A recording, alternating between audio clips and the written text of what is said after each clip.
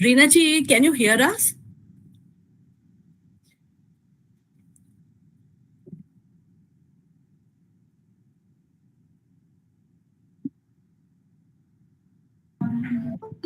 Maybe Reena can join again. Sometimes when you just turn off and join, you get the.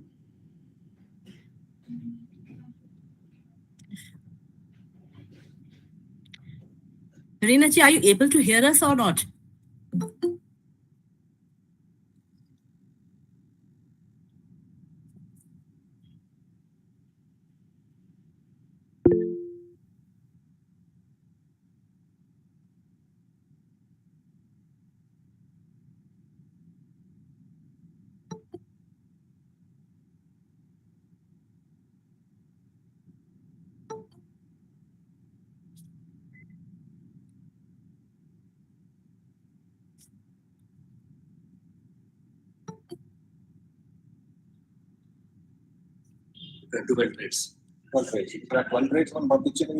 Reena ma'am, are you connected through laptop or mobile phone?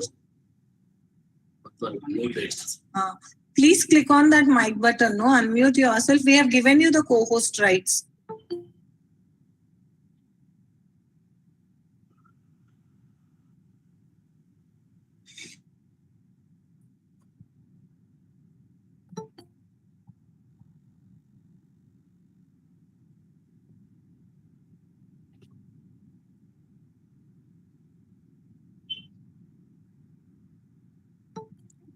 उसके द्वारा जारी किया गया number अभी व्यस्त है।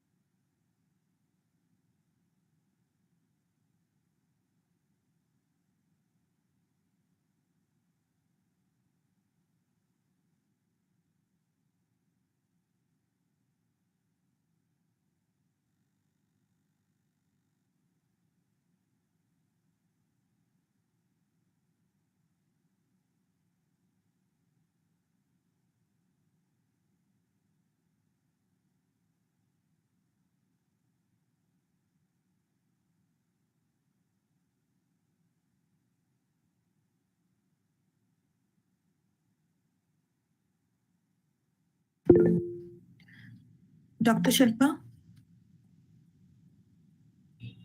Yes. We can probably start in 2-3 minutes once Reena ji's issue is sorted. Tell them we are just waiting. The number of participants only 40. Right now the number of participants are only 60. Okay. So we are just waiting so that others can join. Okay. You have a group, na? Me too. You can put a message that the program I have is. put in. So they can all join. Yeah, I think they're all joining. So let's wait till PO5. Till then the welcome address and all can happen.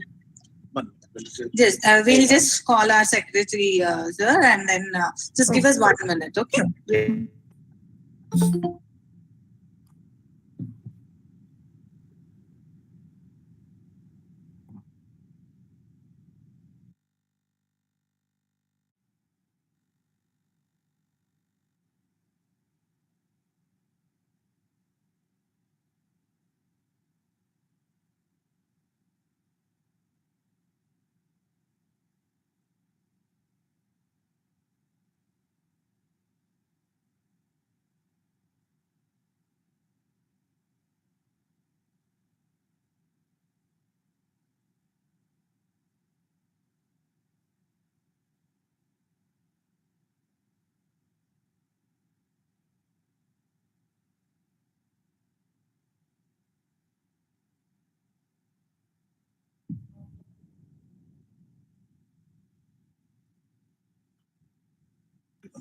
Namaskar, sir.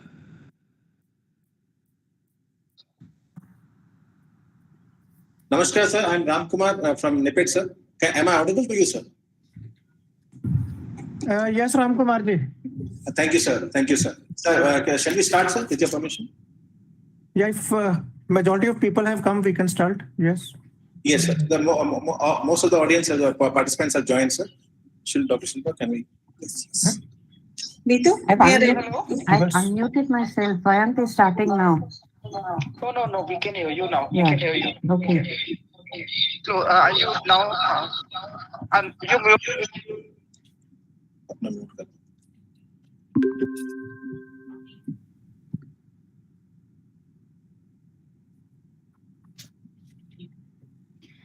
Good afternoon, National President Vicky Flo, distinguished speakers and guests from NIE PID, past presidents of Vicky Flo, governing body members, Flo members, and guests.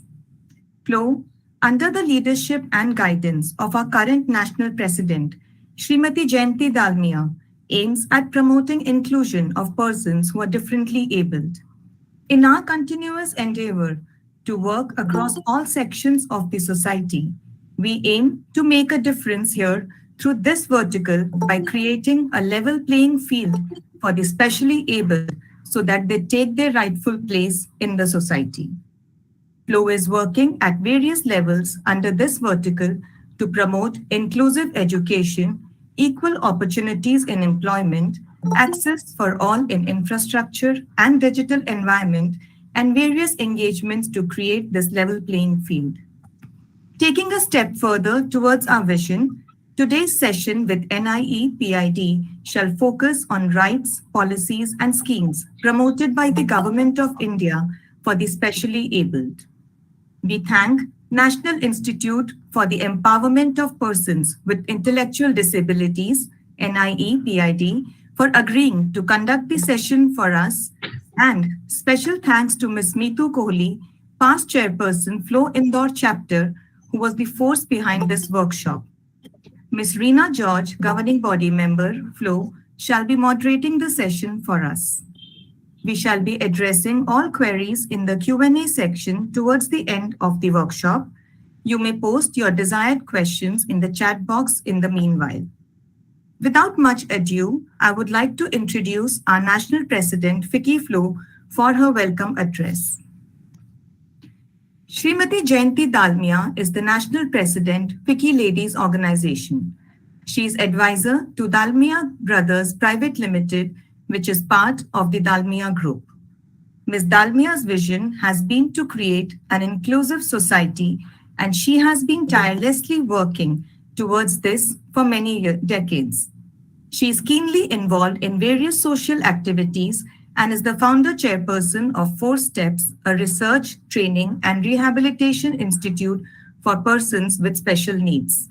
She is also the joint managing trustee of Shri Krishna Janmashthan Seva Santhan, Mathura, and a board member of MR Jaipuria School and Nav Srijan Foundation, Lucknow, and also a member of the advisory board of Disha Foundation, Jaipur. I now request Mrs. Dalmia to present her address. Thank you.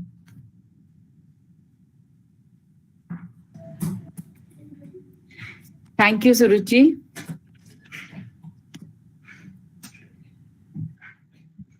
Radha Krishnaya Namah. Before I start, I just want to quote a shlok. Ayam nija paroveti ganana laghu chetasam udar charitanam tu vasudaiva kutumbukam. Only small men discriminate, saying one is a relative and the other is a stranger. For those who live magnanimously, the entire world constitutes but a family. This original verse appears in chapter 6 of Maha Upanishad, and it is the most important moral value in the Indian society. It is also engraved in the entrance hall of the Parliament of India. Also, Vasudeva Kutumbukam is our G20 tagline, just for the information. On this note,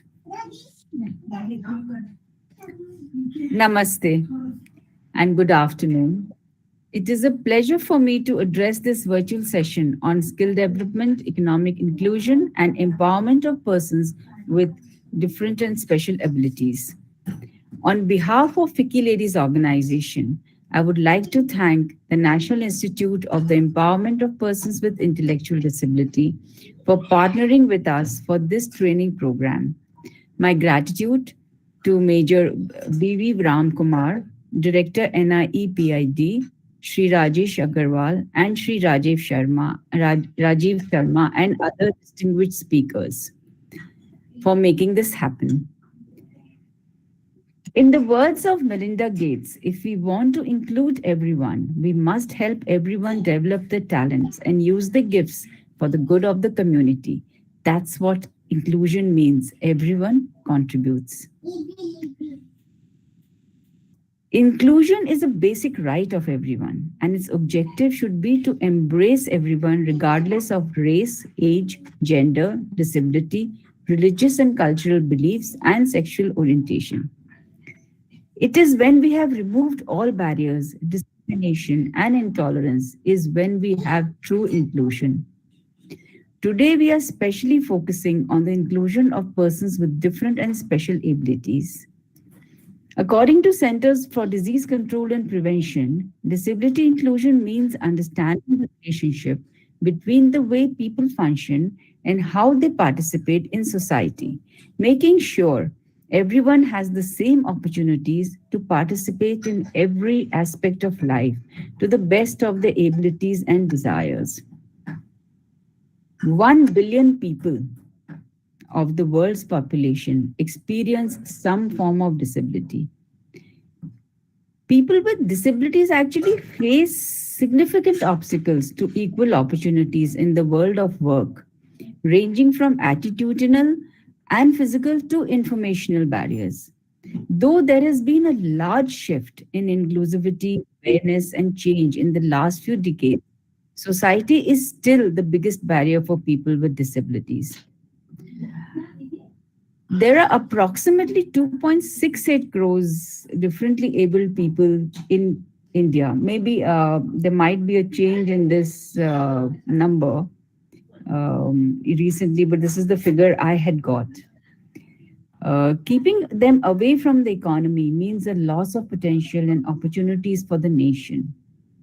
Globally, the World Bank considers that leaving people with disability outside the economy translates into a foregone GDP of about 5% to 7%. The 2030 Agenda for Sustainable Development clearly states that disability cannot be a reason or criteria for lack of access to development programming and the realization of human rights.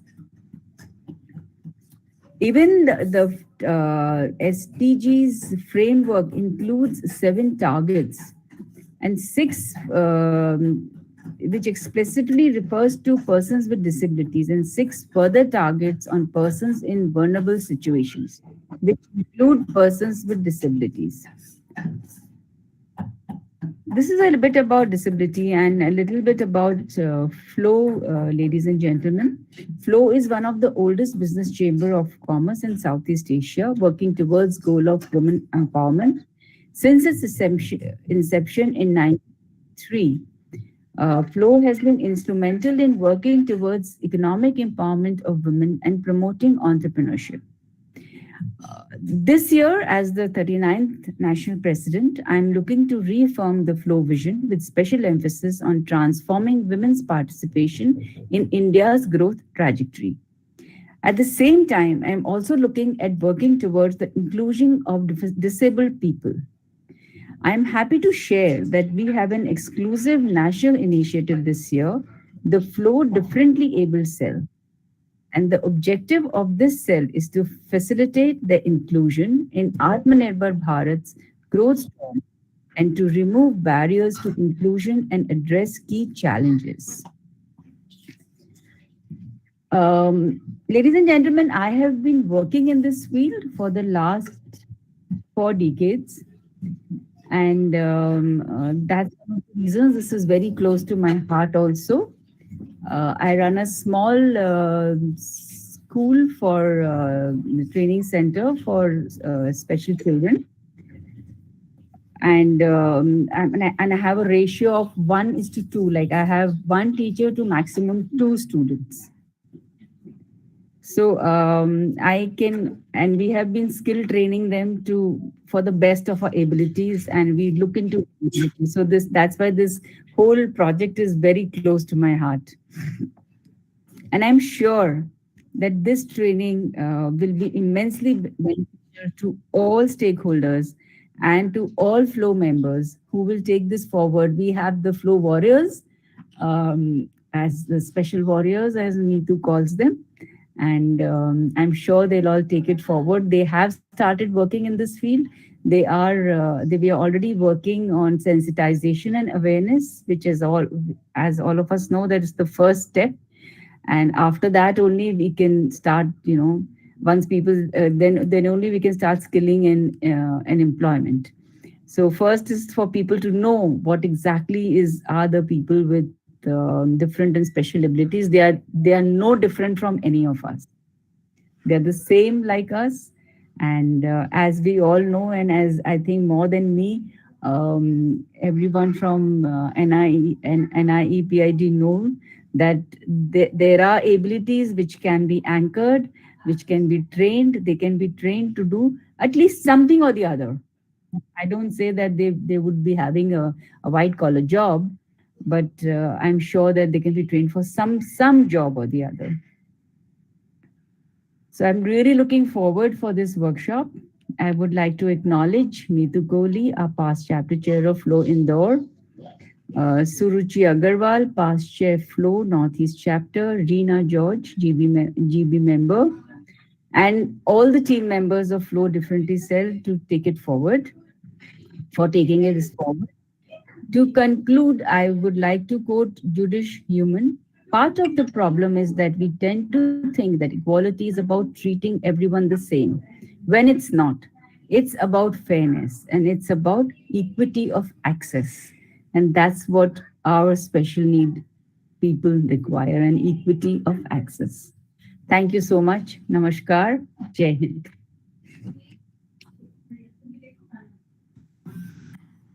Thank you, Jayanti ji, for your warm welcome address. We are very delighted to have with us today Shri Rajesh Agarwal, IAS, Secretary, DEPWD, MSJ and E, Government of India. We thank you, sir, for taking out time today and agreeing to grace the occasion as our chief guest. We look forward to hearing from you ahead in the session. So friends, taking the formal session ahead, I would now like to invite Major B.V. Ramkumar, Director, NIE PID, for his address.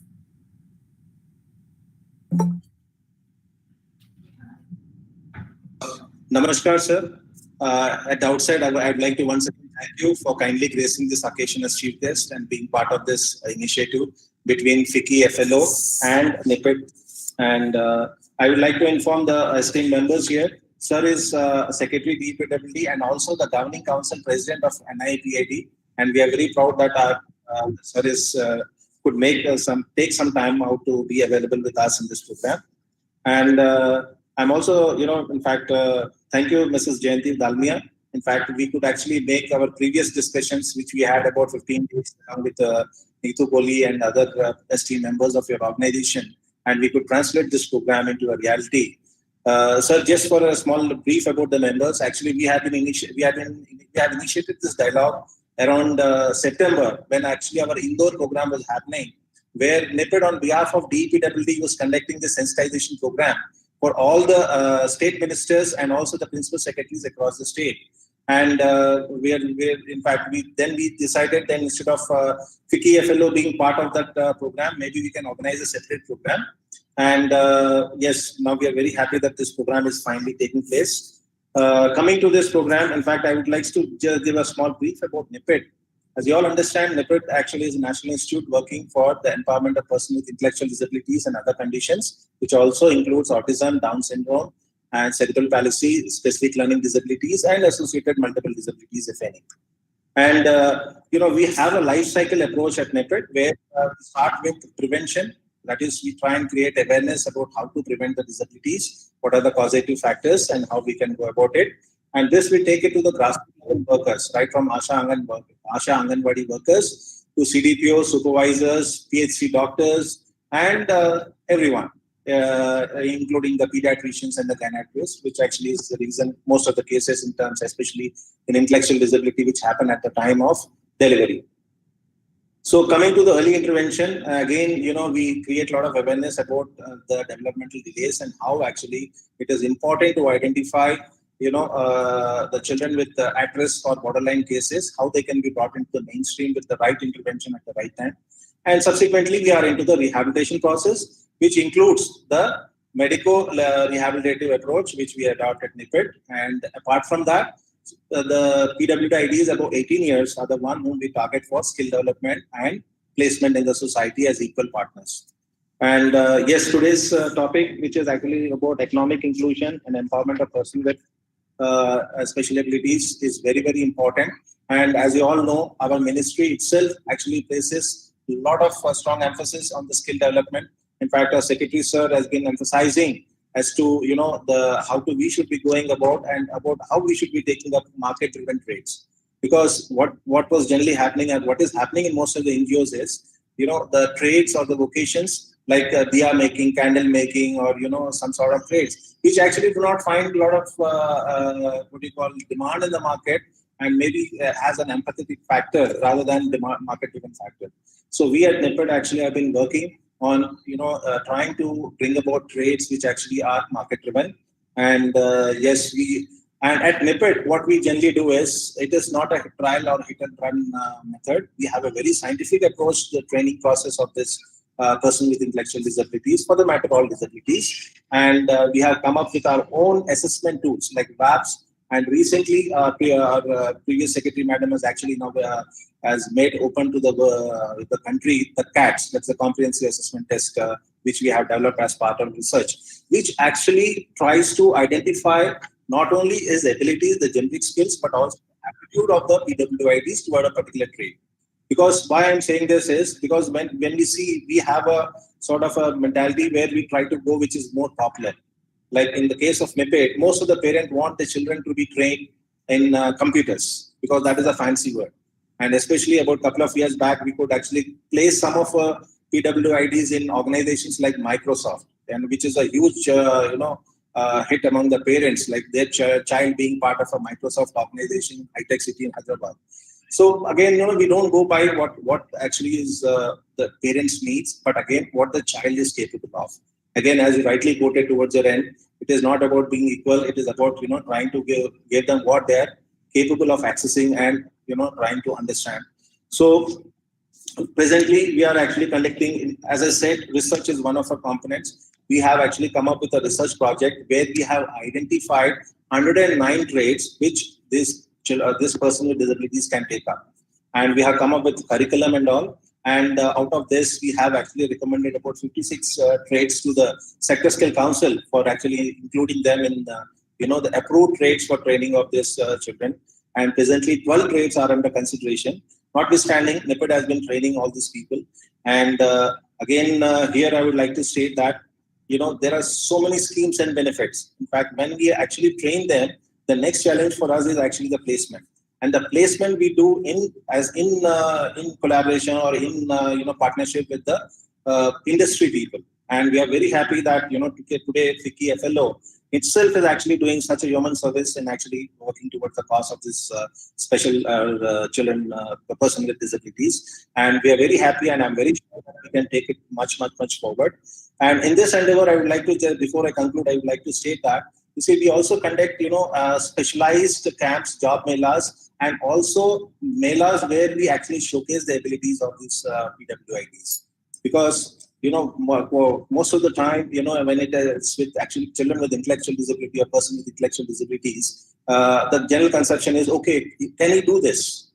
But you will be amazed and surprised to know that NIPID has been placing people in all niche, state-of-art, wanted, sought-after places like Domino's, like in factories and packings, in printing presses, where one printing press itself has actually employed about 20 of our trained people.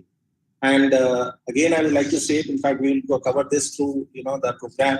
There are so many schemes and benefits for the employers. There are privileges and some sort of incentives for the employers, which also will be covered, which is being given by the Government of India. And so I'm very sure that this today's program, which obviously I think will again be followed up with some more detailed program, as was discussed previously, based on the needs and requirements of the members of this group. We will certainly, I think, we'll go a long way in working together and try and create an enabling and empowering environment for the person with disabilities. And I would like to thank once again Mrs. Dalmia for actually making this happen, and very grateful to our respected Secretary Sir for kindly gracing this occasion as Chief Guest. Thank you very much. Jai Hind. Thank you, Major Kumar. I now take the pleasure of inviting our chief guest for today, Shri Rajesh Agarwal ji, IAS, Secretary, DPWD, MSJNE, Government of India, to present his address. Shri Rajesh Agarwal ji. Okay. Thank you. Thank you, Major Kumar and Jayanti Dalmia ji. Earlier, I have been now in this Department of Disability since last 2 months. Earlier as Secretary Skill Development and Entrepreneurship, I had good interaction with FICCI. And today I have the good fortune of interacting with the FICCI Ladies Organization. And I will talk about 2 tracks. One is that for persons with disabilities, the job of our department as well as society in general is to make sure they live a comfortable life to the extent possible. Their parents, especially siblings, sort of get certain comfort level from society and government, and certain skill training also. And many of these children can then be imparted different kind of skill trainings, and then put to, they can become productive members of their families. And our assessment has been that maybe about 10% of these kids then can actually go into some kind of self-employment or entrepreneurship also. Here in this ministry, last 2 months, I had good fortune of meeting a lot of such entrepreneurs who, despite difficult kind of challenges, they have done very well in life. And so in the entrepreneurship training, one is the role of proper schools like NISBERD or EDII or even ISB or IIMs and so on, and to certain extent. And then finance part, where our finance corporation and others chip in. But there is also an element of mentorship, which is incredibly important. And I was seeing from the data that FLO has about 8,000 entrepreneurs and professionals.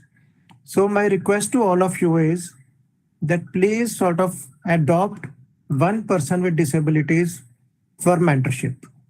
To talk to 4 or 5, wherever you see potential and common interest match, please try to mentor one person. So that you can find in personal capacity, you'll find it very satisfying, and it will be the sort of best kind of collaboration. So that is my one ask from all of you. Second is the products and services market in meeting needs of persons with disabilities. Incredibly big market. And now with aging population, the needs of the old aged people are also growing. So it is estimated that 2 out of 3 people who are 60 plus, they need some kind of assistive devices. So it can be spectacles, hearing aids, wheelchairs, or any stuff. So that's a huge market in services and products. So, and it is also estimated that at the moment, just like global average, about 10% of the needs of the people are met. Just about 10%. So that's a big market. And apart from viable businesses, it is a kind of seva bhav also. And so it's best of both worlds. तो यहाँ भी फायदा मिलेगा और अगले जन्म में भी फायदा मिलेगा टाइप सीन है if you do well in this. So that field also. So two things. One, please help, especially by mentorship, the people with disabilities who can do well on entrepreneurship side. That's one. Second, do businesses which help the PWDs and they are viable businesses. And at the moment, Indian market is 4,500 crores and which can actually grow up 4 or 5 times very easily. The paying capacity is there, especially for old age people with the paying capacity. That market is huge and hugely unmet demands. And today with NIPID, obviously we are dealing with certain subset of disabilities on mental health side and intellectual disability, etc. And there also basically people are very differently abled. 2 days back, we had a national awards function where Honorable President had come, and there was an 8-year-old boy, intellectually disabled. The kid has actually climbed Everest base camp. And then in one zoo in the country, he has adopted 2-3 tigers and 4 cubs. And he stands outside the cage and gives commands to the tigers, sit, stand up, and the tigers obey him. So people have different kind of abilities which we cannot even imagine. So only when you deal with, actually talk to such people and reach out to them, you realize that. Not through such seminars, but in real life. And frankly, probably 1 in 5-6 families in the country has some kind of person with disability. So all of us have in our families or in first cousin families type or close acquaintance family type met people with disabilities and who have the potential to do very well in life. And so the same 2 requests and my best of wishes for this conference. And Jayanti Dalmia ji, I will keep on pestering you. So this is just an intro, and I will ask after 2 months that out of 8,000 professionals, how many have adopted for mentorship one such person. So you have called for this meeting a fellow who will continue to pester you, and I hope you won't mind that. So thank you so much. And I will continue attending this conference. Maybe I will turn my video off after some time, but I will be there. Thank you so much. Thank you, Sri Rajesh Agarwal ji. Our chief guest for today, sir. Normally, if we have it in our physically, then we give, we don't give cut flowers, but we give a certificate. And we plant trees, a green certificate, and we plant trees in your name. So we will post it to you, and you can check on those trees online. So that is one of the things that we do, and we are so honored to have you here. Believe me, and I really liked your suggestions. I have asked Neetu that we will put it forward to the whole. Already I've messaged her. I said, please write down the recommendations, and we shall share the recommendations with all the 8 to 9,000 members that we have. And sir, last month we had. You must have heard of Alina Alam, the girl who's doing the Mitti Cafe.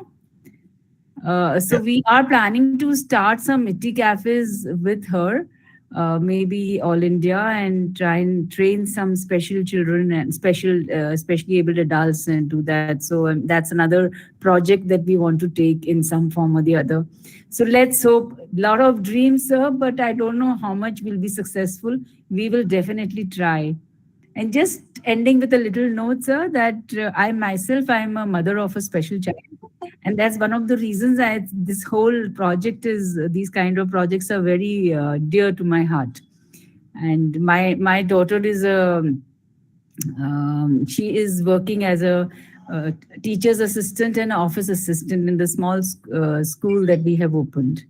And definitely would come and meet you one of the days and try to take things forward, sir. Really an honor. Thank you, or I will come across to 4 steps one day. Sure, sir. It's a really tiny place, so don't get disheartened. a tiny but happy place. Yeah. Thank you so much, sir. Thank you, Over to Dr. Suruchi. Srivastava. And thank you, Jayanti once again. Taking forward the session, I now invite Dr. R. Shilpa Manogna, Faculty Department of Special Education, NIE PID, to give us an overview of 21 disabilities as per the RPWD Act. Over to you, Dr. Shilpa. Thank you. Thank you, Suruchi. Just give me a minute. I'm sharing my screen.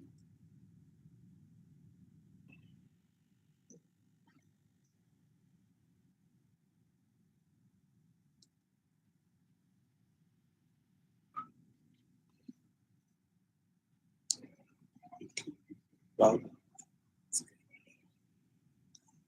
I think it's visible. Suruchi? Yes, Shilpa. Yes. So I would once again like to thank our Secretary Sir, Shri Rajesh Agarwal Sir, our Director Ram Sir, and also the FICCI FLO. Me too has connected us with the entire organization. And a warm welcome to all the participants, enthusiastic participants who have joined us from different states and who are interested in taking this further. So today I'll be talking very briefly about the 21 disabilities which are covered in the RPWD Act.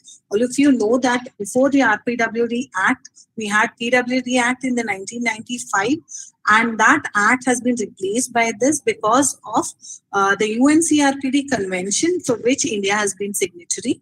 And with this, the act emphasizes on inherent respect and dignity for every individual, irrespective of what their condition is. Okay, so the disability does not matter over here. Every human being is to get the dignity and respect which he or she owes. So taking this forward, there are certain key terms which we use often, try to use them interchangeably, but there is a slight difference between these terms. And nowadays, with UNCRPD coming into UNCRPD and RPWD Act, which is being implemented across the nation, there is a people first language which needs to be used. So most of the time we unknowingly use impairment, handicap and the words, but there are different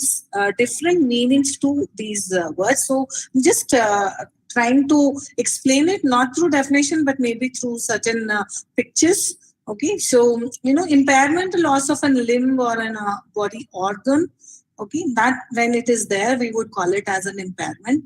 But because of that, when a person is unable to do a function, because there is a loss of a body part, I'm unable to walk, then that is called as a disability. And I'm able to move when I'm having this, but there is an environmental barrier and I'm unable to climb the stairs. At that time, it is called as handicap.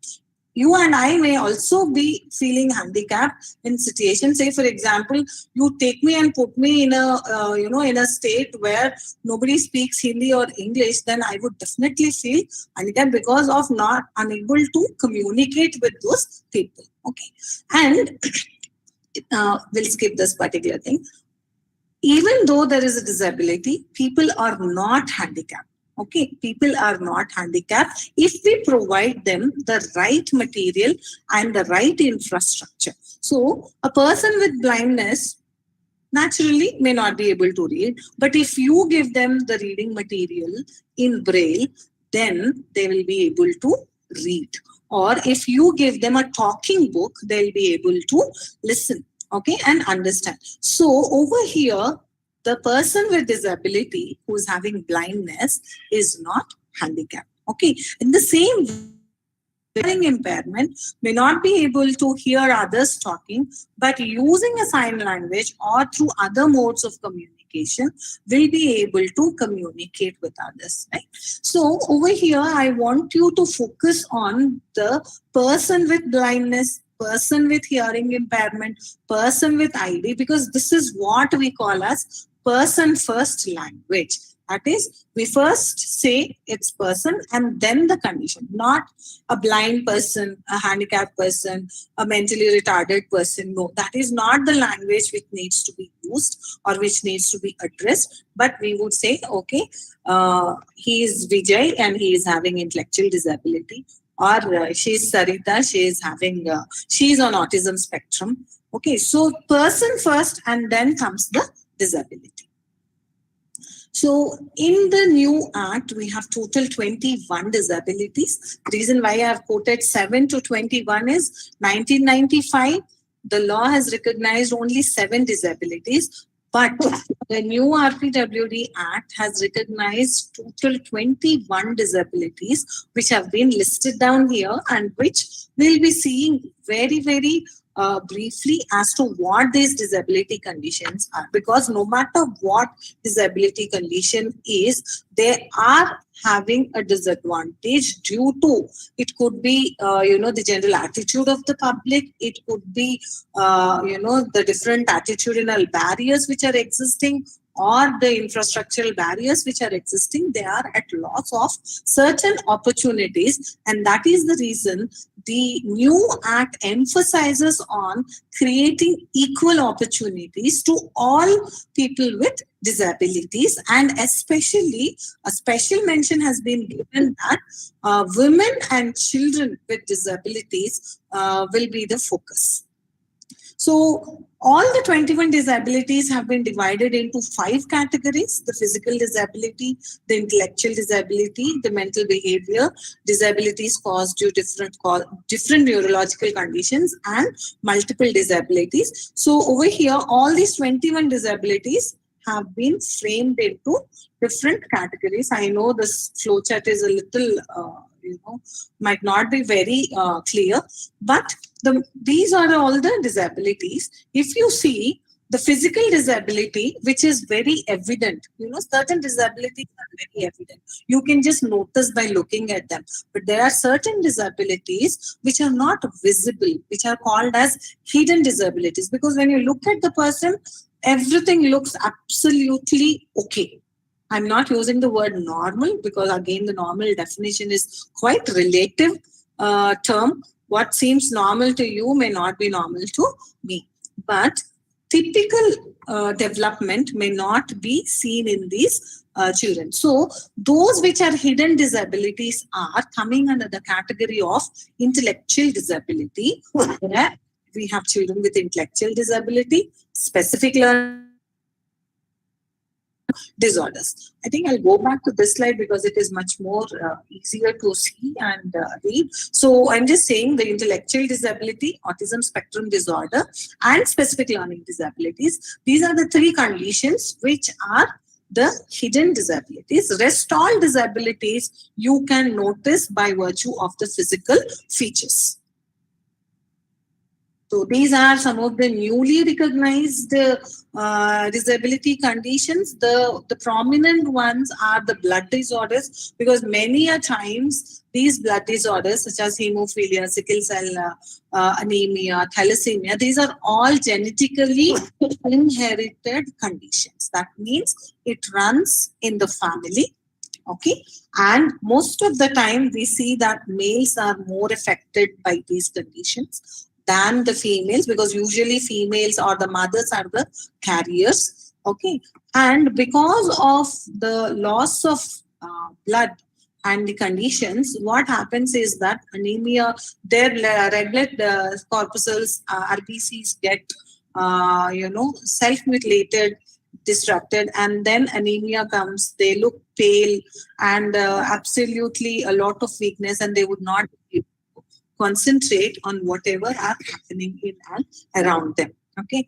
Then acid attack victim. I think all of you are aware about the acid attack, and there is also a famous movie by Deepika. I think many of them have related to that particular movie a lot, because again over here what happened, why it is considered as a disability, because lack or loss of opportunities.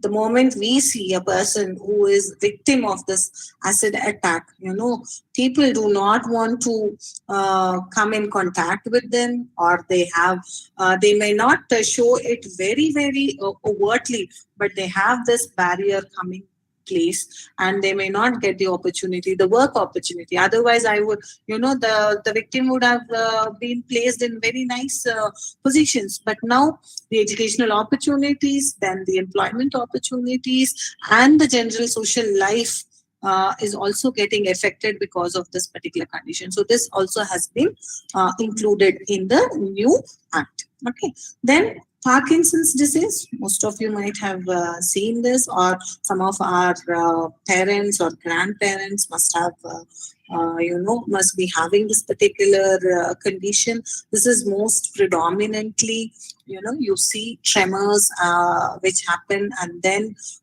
they have the expressions are very awkward. You see that their posture, the way they stand, the way they, they are walking, the posture is not very, right. A lot of tremors are there. And because of this, some of the time we also see a lot of memory issues also coming in because of this particular thing. And dwarfism, again, there was a lot of debate before including dwarfism as a disability into this particular act. But the representations from the people itself and the concerned organizations working for these rights have brought in how people who are dwarf are also denied of very many opportunities which are not otherwise realized. Okay. Then, of course, blindness and low vision, probably this is what I mean to say. These are visible disabilities. Why visible disabilities? Because by looking at the person, you can clearly, make it out that yes, he is unable to see, or he has a difficulty in seeing. Either they are having a white walking cane, or, they have a black goggle. Something symbolizes and you recognize that they have a disability. And leprosy cured, another disability which has been, no matter what is the disability condition, I want to tell you over here, this all people with disability have suffered, discrimination. That is the reason why, again, RPWD Act emphasizes on non-discrimination. It's not only about creating or providing equal opportunities, but it also emphasizes on non-discrimination. Okay. So, and locomotor disability, it could be because of an accident, because of an amputation, or it could be cerebral palsy, it could be muscular dystrophy. All these particular categories have been grouped under the locomotor, the physical disability. Then comes hearing impairment, where people are unable to, hear. Some of them might hear a few things after keeping the hearing aid, but some of them are hard of hearing. Totally, they'll not be able to hear. At that time, we need a lot of alternate and augmentative communication modes so that they can be made. So that they can communicate with others. And technology really comes into hand over here. They help, because there are a lot of products now available. Voice over outputs devices are there, pictorial AACs are there. A lot of apps are there which are really helping both the visual and the hearing impaired people with hearing impairment to do all their work independently without depending on their caregivers or on their other family members. Now, the most important hidden disability which comes into picture is intellectual disability. Now, if you see all through these disability conditions, one area which is, there is a loss or there is a compromise in the functioning of a particular organ or a body part. Okay, say for example in blindness, the eyes are not functioning, because of which the person is having difficulty and all. Now, in intellectual disability, we see that the brain is mostly affected. the cognition, the cognitive ability of the child gets affected. So when you see a person with intellectual disability, you may see that he's looking quite okay, quite all right. Why are we calling him or her as, disabled? But the main part, the brain which controls every body part, the brain which tells that this is right, this is wrong, the brain which helps us to make choices, the brain which helps us to decide, or to take decisions, to solve our problems, that is over here compromised, because of which the understanding capacity is very, very limited. That makes this condition more challenging. Okay, in rest of the conditions, what happens is that, okay, my limbs are not working, my hands are not working, or my ear is not functioning, or my eyes are not functioning, but my brain and my brain functions are completely intact. My cognitive abilities are intact. So I can understand when you talk, or I can understand when you are providing me with alternate materials. But when it comes to intellectual disability, this is where I call it as a hidden disability. Then, of course, mental illness. I think post-COVID, we have been focusing a lot about mental illness. And in mental illness, there are a lot of conditions, psychological conditions, through which, and everybody in their lifetime may be going through one or the other psychological problem. But when it a serious disability is that when it affects your everyday activities, when it affects your educational performance, when it affects or starts interfering in your work environment, then there is a need to seriously look into that particular matter. And mental health is again being given a lot of importance, and our ministry and our Department of Empowerment of Persons with Disabilities has launched Kiran Mental Helpline during COVID time, which is providing the mental health services, counseling services, support services through tele mental health services, and it is a 24/7 facility in almost all 18 languages, 14 languages. Okay, so people can talk in their mother tongue, because when you are expressing your distress, when you are expressing your problem, then we are going to talk about it's more sort of told in the mother tongue. So we have incorporated all these languages. And now most of the time what happens is that intellectual disability, which was previously called as mental retardation, was quite often was confused. People have a confusion with mental illness and mental retardation, which is now called as intellectual disability. Both these conditions are different, because in mental illness, what happens is that after prescribed treatment, there is a possibility that the condition is stable and the person becomes normal.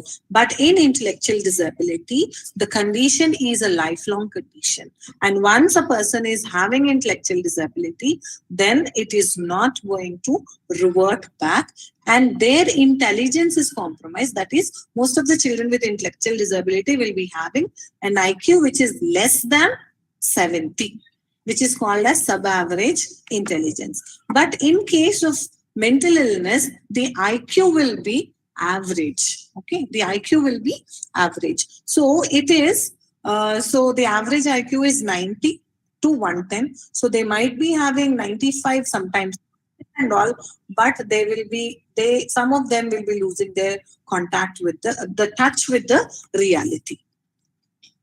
Then comes another hidden disability, that is called as autism spectrum disorder. Nowadays, the prevalence of autism, we see that there is a spike, or a huge number of children are getting detected with under the spectrum. The reason why it is called as autism spectrum is there are many conditions which are falling under this umbrella to see is that in autism spectrum disorder, three major areas have been, the children face difficulty in that. When I say children, it necessarily does not mean that adults do not have this condition, but mostly these are all childhood disorders. This manifests during the childhood and then it continues through the adulthood also. Okay, so there is not like physical disability, a person can become, can have a physical disability even at the age of 20 years, 25 years. But at the age of 25 years, nobody will be diagnosed as having autism spectrum disorder until and unless it is there right from the childhood. Okay, so that is the reason I say these are childhood disorders. Okay, so in autism, you see that their social behaviors, their socialization is greatly affected, their emotional development is greatly affected, and the cognition which is there, it is slightly variant. We see some children who are having sub-average intelligence, that is less than 70 IQ, and then we have children with autism spectrum disorder who have average and above average intelligence also. Okay, above average intelligence also. They have special ability. The reason why we have named this particular online training program as empowerment of persons with different and special abilities is that we see savant abilities in children with autism spectrum disorder. Some of the children with cerebral palsy, where their brain, functioning is very, very amazing. You never know how they come out with the solutions, how they think out of the box if we give them the right opportunity and the right window to express. Okay. Then muscular dystrophy, it is again a physical disability wherein the motor muscles get degenerated every day.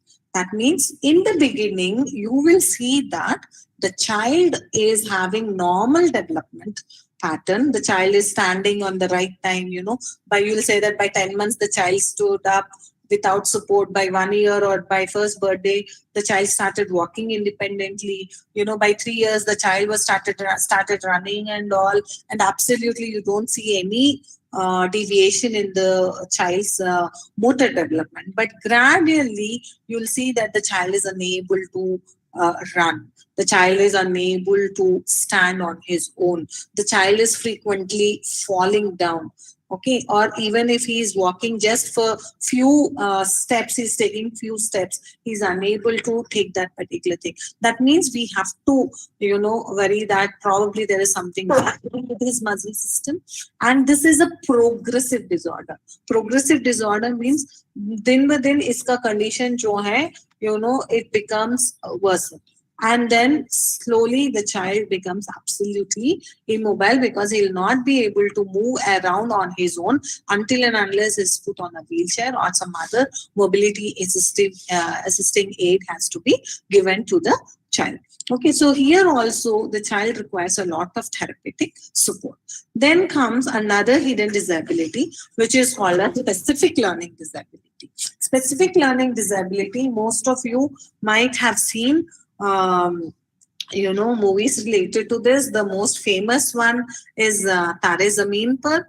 I think that has bring in a lot of awareness. And specific learning disabilities, you see that the child is absolutely normal, absolutely no this thing. He might be very good in sports, he might be very good in other academic activities, but when it comes to English, the child is having difficulty. When it comes to mathematics, then the child is having difficulty in understanding. And we as parents, most of the time, we may consider that, he's lazy or he's wantedly not studying. ऐसे ही वो शैतानी कर रहा है, या फिर पढ़ाई में इसका मन नहीं लग रहा है.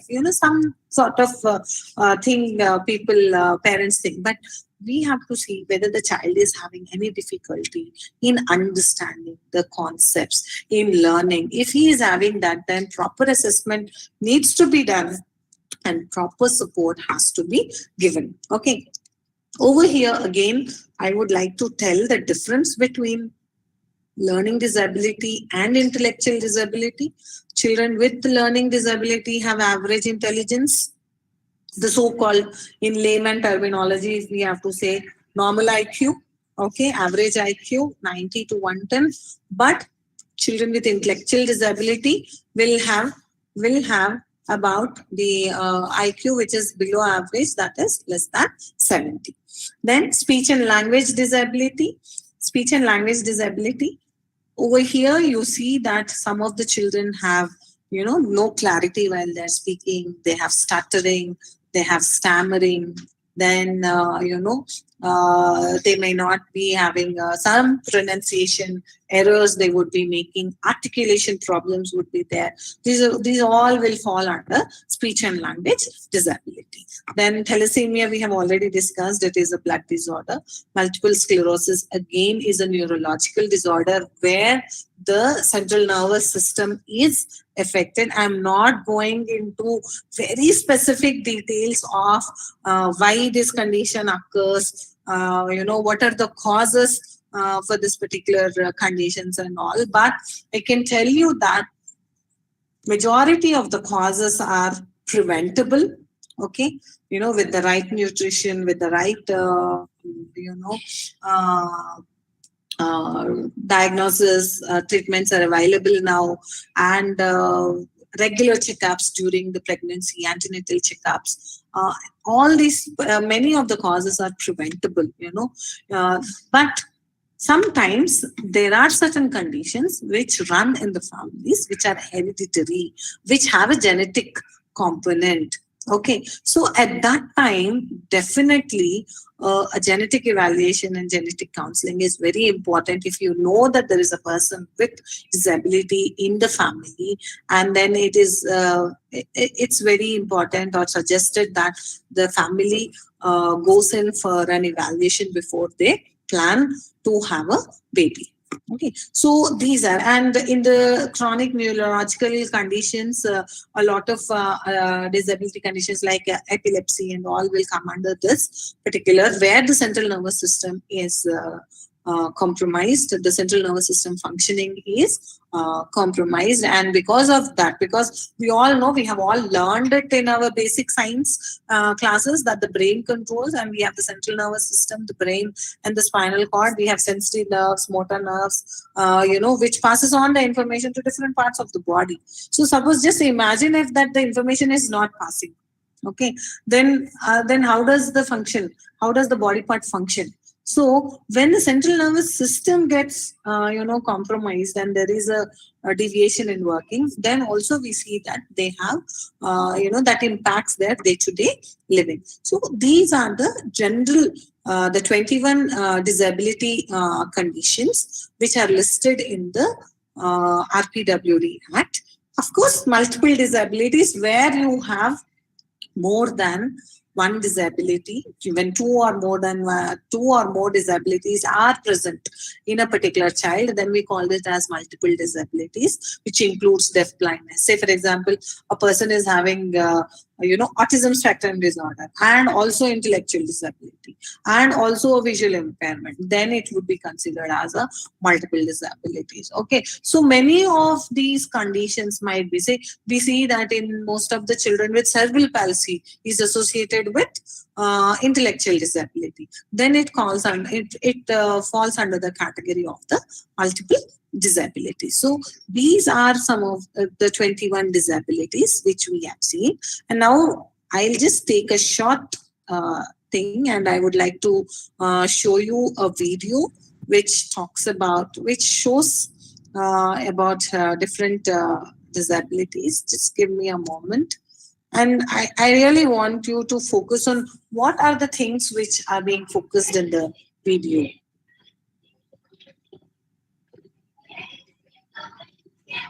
This is about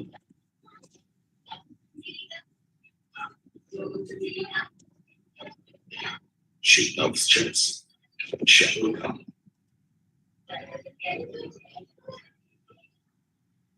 The best is to play.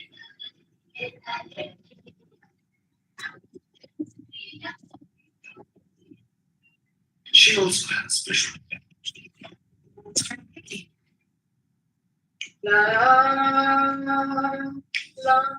This is the image.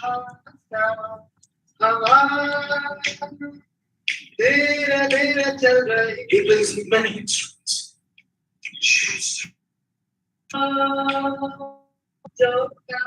He loves me.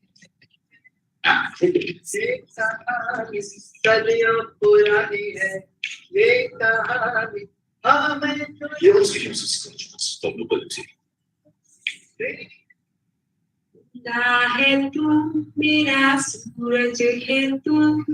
This is Rajbala.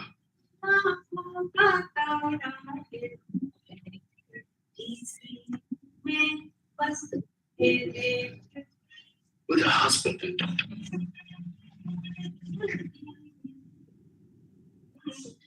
She loves cooking and watching TV.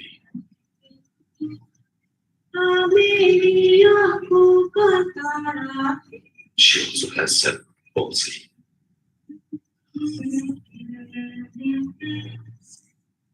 Beyond the distant, look at the past.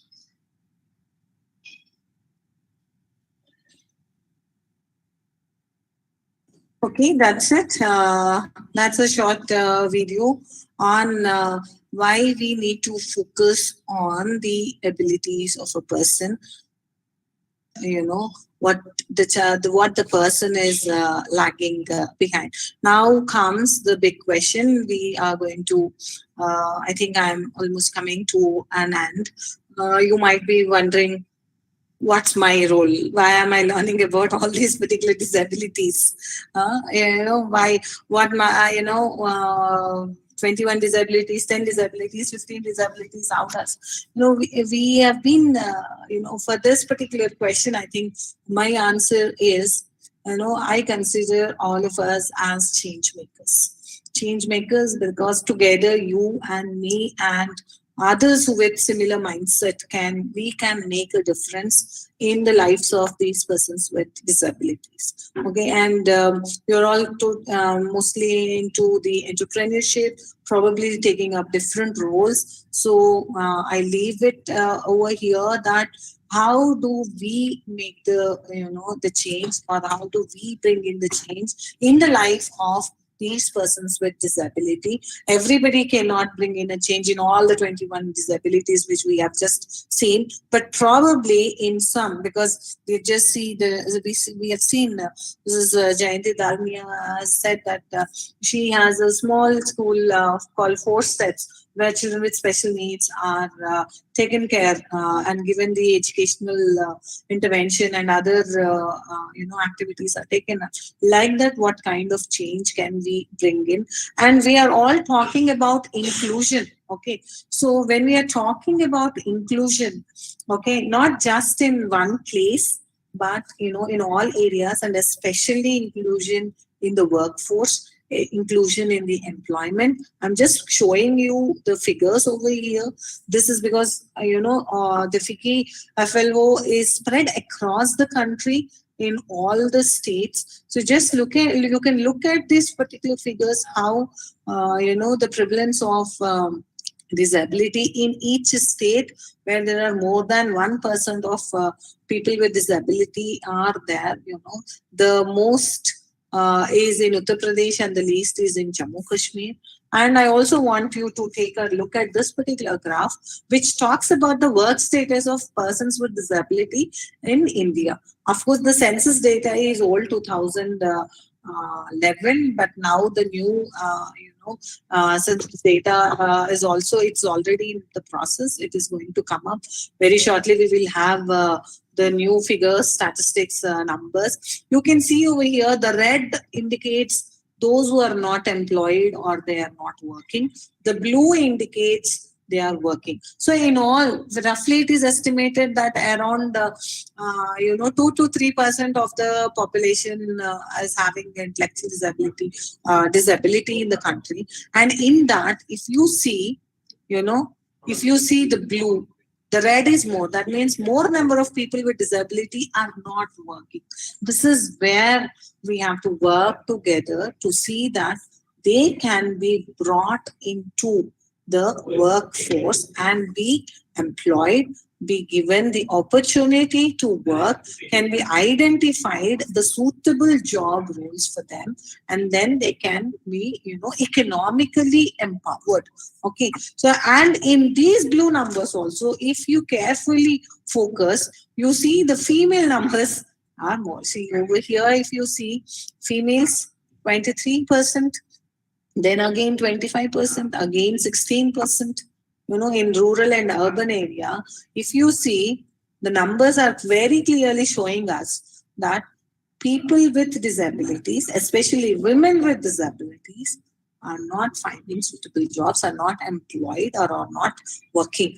Okay, according to this particular statistics. So, how or what can we do together to bring a change in this particular numbers is the biggest, that is what I see as our next future activities should be focusing on, because all social entrepreneurs are here who have joined us. That is what we are skipping through this. That's it. With this, I would be ending my talk. And if you have any queries, you can write to us at this particular email. And we are open for a discussion and question and answer session after the presentations. Suruchi, I think Yes. I have. Thank you, Dr. Shah. I'm very sorry that I had to rush in, and a lot of information had to be given in a short, time. But we can always have a discussion further, with the limited group. Okay. So thank you, Dr. Sharma, for such an informative session, and we really look forward to working with you in the future. I now request Mr. G. Srinivasavalu, Assistant Professor in Vocational Training and HOD, DAIL, NIE, PID, to speak on skill development of persons with intellectual disabilities. Over to you, sir.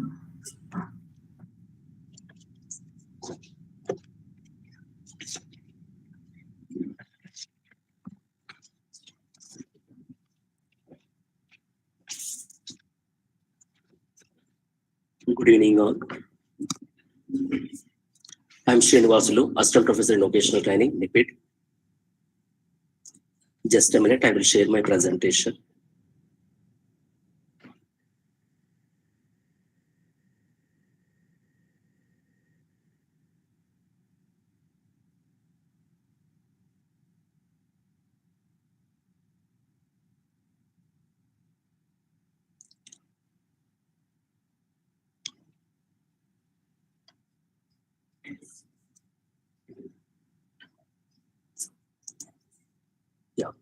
So before going to this presentation, I would like to share very important abbreviations, key terms in this presentation.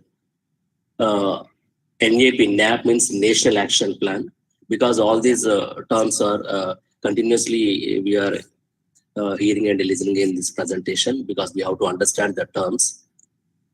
SDT means Skill Development Training. SCPWD means Skill Council for Persons with Disability. NSDC is National Skill Development Corporation. NSQF means National Skill Qualification Framework. DEPW, Department of Empowerment of PWDs, Persons with Disability. JR means Job Role. So I will explain in detail in the next slide. QP means Qualification Path. MC means Model Curriculum. NOS means National Occupation Standards. ETP, Empanel Training Partner. TPSP means Training Project Specific Proposal. So these are the very specific terms I am using in this presentation, skill development training. Very brief about the skill training program. As per the census 2011, there are 2.68 crores of PWDs are existing in our country. So out of which 50% of the population are employable age group. So the employable age group is 15 to 59 years. So this 15 to 59 years age group of population, Government of India made an exclusive ministry called Ministry of Skill Development and Entrepreneurship for skilling the PWDs. So because this is a significant percentage in our country, so the need for meaningful employment largely remains unmet. So Government of India made a challenging kind of role, 2030 target for employing the population through skill council and sector skill. So they face many challenges when looking into develop employable skills and in gainful, meaningful employment. So actually earlier we have a provision of polytechnics, ITIs and other NGO through vocational training systems is there. But these vocational training programs are not that much capable to serve the needy population. So in our country, more than 1,500 schools are offering vocational training programs for the PWDs, especially intellectual disabilities. So all these vocational training programs are with the available curriculum, whatever with the existing curriculum they were using for skilling the people. So that is actually traditional kind of training. Code dasso. Next, objectives of skill training program. The scheme aims at providing financial assistance for skill training for PWDs. So under SIPDA scheme, it's a scheme for implementation of Persons with Disability Act as per NAP, National Action Plan. And the scheme will cover PWDs with not less than 40% of disability. So this is applicable to only the category of less than 40% of, not less than 40% of disability for undertaking skill training program. And 30% reservation is allocated to women with PWDs for skilling the different kind of trades.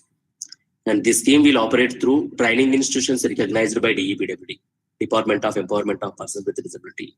So every month, the project proposals seeking by the government, Minister of Social Justice and Empowerment, for empaneling the organizations and for the training project specific proposals for financial sanctioning.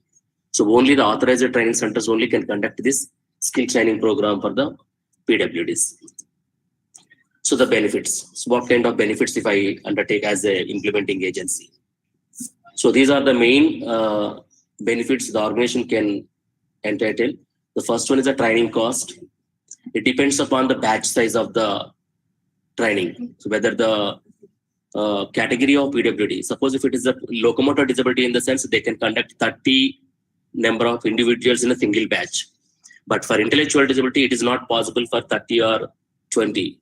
So generally the batch size is 1:8 or 1:10 for intellectual disability. So it depends upon the category of PWD, we can conduct the training program. And curriculum. So curriculum means it's a planned program of instruction. So there are different kind of domains in planning the curriculum. For example, age appropriate curriculum, level appropriate curriculum, need-based curriculum, updated curriculum, comprehensive curriculum, innovative curriculum, creative curriculum, like that.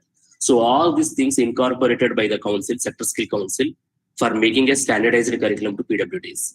So earlier, we don't have this kind of standardized curriculum for undertaking the skill training program. So during that time, the organizations are conducting vocational training programs. So now, Ministry made a standard kind of criteria for the agencies to conduct the skilling or skill training program in a unified kind of curriculums. So this is actually taken care by the Sector Skill Council for Persons with a Disability. So their main role is standardization of curriculums with respect to the job roles. Next, trainers training. So for conducting this skill training program to PWDs, we need trainers, the qualified instructors we can call.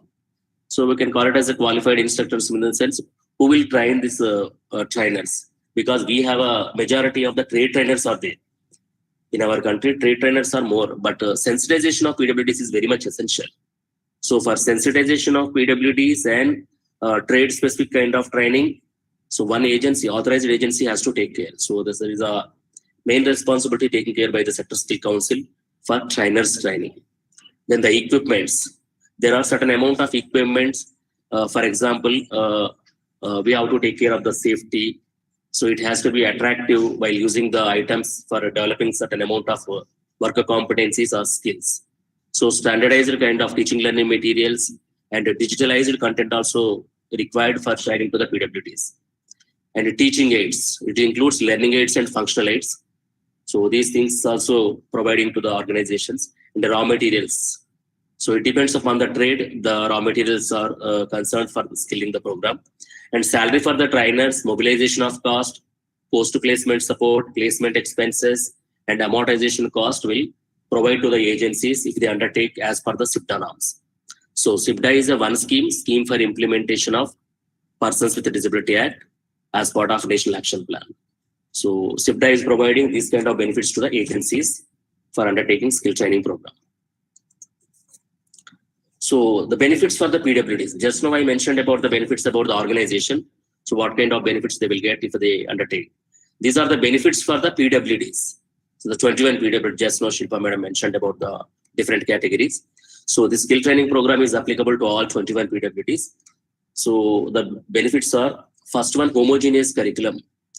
So it's a homogeneous curriculum in the sense, there are certain criteria for standardization of training. Not less than 200 hours of training is required for PWDs. So minimum they have to maintain the criteria. So more than 200 they can consider, because we have to take care of the theoretical inputs and practical inputs for skilling the PWDs. And for PWDs in the sense, we have to take care of majority time practical related inputs. Intellectual disability required much more time comparing to the other PWDs because of the complexity in their cognitive and deficit skills. So that is the reason homogeneous curriculum the PWDs will get. So standardization of curriculum in that one, whether the candidate undertakes the training in Jammu Kashmir or Kerala or Gujarat or in Arunachal, the same criteria they have to follow if they get the training on this. Then standardization of training hours. So duration and skill upgradation also. So just now I mentioned about the minimum training hours duration is 200 hours. Generally, all the curriculum training programs are 6 months to 1.5 year duration. However, for intellectual disability, we requested and when a representation given to the council for double the training duration. So now the training duration is 1 year instead of 6 months duration. So that is the observation for intellectual disability category. And a systematic and assessment and evaluation for performance grading to PWDs. So systematic assessment and evaluation is very much essential for entering into the candidates in the skill training program. So because there are so many criteria mentioned in the curriculums, the entry criteria, eligibility criteria, assessment criteria, training criteria, placement criteria, post-placement criteria, then certification criteria, follow-up criteria, placement criteria. So all these things include the baseline assessment and the evaluations. The term-wise evaluations we have to conduct. So this is taken care by the third party from the skill council. Then certification from the authorized body for future employment of PWDs. Yes, this is very important component for the organizations. So whatever be the present system of vocational training and skill training program by the agencies, there is no standard certification criteria because the organizations are providing their own kind of certificate. But that certificate is not valid for getting any kind of job placement or any kind of loan from the bankers. So this is a major challenging part in the certification. So skill council is providing some kind of authenticated documents through this certification for getting the employment and loans from the bankers. Next, maintaining the uniformity in training modules, key learning outcomes, and training tools. For each and every training module, the assessment criteria, evaluation criteria is very clearly mentioned. So this is the main advantage point for the key learning outcomes. For intellectual disability, there is a bridge module is provided to the PWIDs. So based on that, they can proceed for the term-wise training, program planning, and implementation of the curriculum. The next one, reaching to the National Occupation Standards and NSQF for job placement. So NSQF is the one criteria, National Skill Qualification Framework. There are 10 levels. So I will explain in the next slide. So as per the National Occupation Standards, this can go to the job placement options as per the specific categories mentioned in intellectual disability. Earlier, we have placement options like open employment, sheltered employment, supported employment, self-employment. So this is a traditional kind of placement options for intellectual disability. But the current scenario is focusing about the seasonal employment, part-time employment, customized employment, and modular employment. So this is the one we can choose the options for referral for the job placement and employment related outcomes. So this is the eligibility criteria for the trainees. So whoever is entering into the skill training program, so they have to submit the Aadhaar card. However, it is not mandatory, but for showing the citizenship, so we are seeking the Aadhaar card. If not Aadhaar is available, they can provide any authenticated documents from the Government of India. Either it is an election ID card, or any bank account passbook photocopy, etc. Then a person with a disability with not less than 40% of disability, so having a disability certificate. So we are seeking a Sadram certificate from Government of Telangana, that is authenticated document. Otherwise, UDID also applicable for showing this disability certificate. And the age criteria, not less than 15 years and not more than 59 years. One important information to all, here we are considering the age criteria 18 years above age group for intellectual disability. Because the 15 to 18 years is applicable to pre-vocational training. So that is the reason for skill development training program from intellectual disability, we are considering 18 years above age group only. Because of the mental age and chronological age, we have to observe.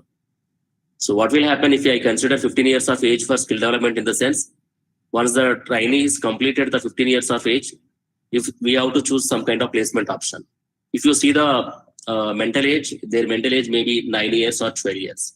It is a difficult part for referral for the job placement options. So that is the reason we are considering above 18 years age group only for intellectual disability. The remaining disabilities, the age criteria is 15 to 59 years. This is the eligibility for implementing agencies. We can call it as a training provider, TP. So the scheme will be implementing through training partners, Department of the state governments, union territories or autonomous bodies, statutory bodies, public sectors undertaken by central or state governments, and national institutes, CRCs means composite regional centers, district disability rehabilitation centers, DDRCs, or regional centers, RCs, or outreach centers under MSJE. So all these are applicable for undertaking the skill training program. We can call it as a TPs, training partners. And organizations registered under Society Registration Act 1860 also eligible as per the Indian Trust Act 1882 and Companies Act. And the organization shall have not less than 3 years of experience is applicable for skilling this program. In case of NGOs, so they have to submit the registered organization as per the NGO portal, Niti Aayog NGO portal system. So that is the one unique ID for the organizations. This is a very important information for the organizations for empaneling from the ministry. So these are the basic and major guidelines for ETP, empanel training partner from the DEPWD. So these are the basic documents. Generally, any organization is having this kind of documents. If not, they have to submit organization details, details of the legal constitution, brief history of the organization. Next, fourth one is a prior experience of the training and placement.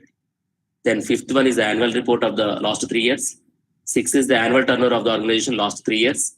Manpower details, both the technical and non-technical details they have to submit. And overall training capacity during the last 3 financial years. And post-placement services, it depends upon their placement. The scoring criteria is increased. And the list of documents, whatever be the documents you are supporting for this empanelment. So here I am showing the scoring system, how the ministry will empanel the organization.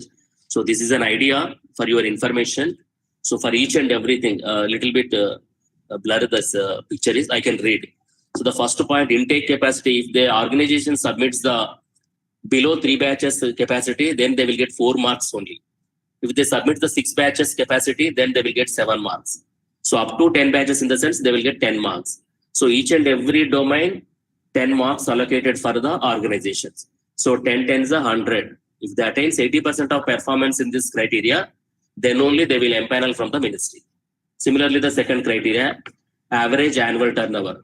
Less than 5 lakhs means 0 marks. More than 10 lakhs to 25 lakhs means 8 marks. More than 25 lakhs means 10 marks. So like that, the annual turnover criteria mentioned. Next, number of projects imported during the last 3 financial years. Again, 10 marks. No project, 0 mark. 1 project, 3 mark. 2 projects in the sense, 5 marks. So more than 3 projects in the sense, 8 marks. It is up to the number of projects, the mark system allocated for the empanel training partner. Similarly, the placement percentage. So this is a little bit high amount of scoring for the placement. If they submits the 30% of enrolled candidates placement criteria, then 5 marks. 50% to 70% of placement out of the total enrollment, then they will get 10 marks. Similarly, post-placement support, then the outreach activities undertaken by the organization. So the scoring criteria is mentioned for the organization. Based on this criteria, the organization will get the empanelment. So this is a self-evaluation kind of criteria for the NGOs or the organizations to undertake the ETP registration.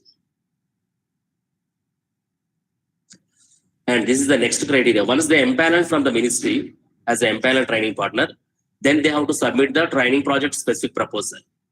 This is the second proposal for getting the financial sanction from the ministry. So in this TPSP, they have to submit the organization details and legal constitution details and details of skill development training program. What kind of trade they want to undertake, what is the duration of the course, total training hours, intake capacity, types of disabilities to be covered in this project, and details of the trainers, certificate details, percentage of placement, all those details they have to submit for training project specific proposal. Also, they have to submit the bank details and list of documents they have to submit. So this is again a 2 pages pro forma. So with this, the second proposal, they can be entitled for the bank, what will be the financial support from the SIPDA scheme as part of National Action Plan. So this is the ministry's website, DEPWD, disabilityaffairs.gov.in. So once you applied for the ETP registration, you can see whether the organization empaneled from the ministry or not. So the guidelines, the ETP registration form, TPSP guidelines, everything is clearly mentioned in this portal. So you can self-check once you applied for this project proposal. And these are the skill council for persons with disability expositors for intellectual disability criteria.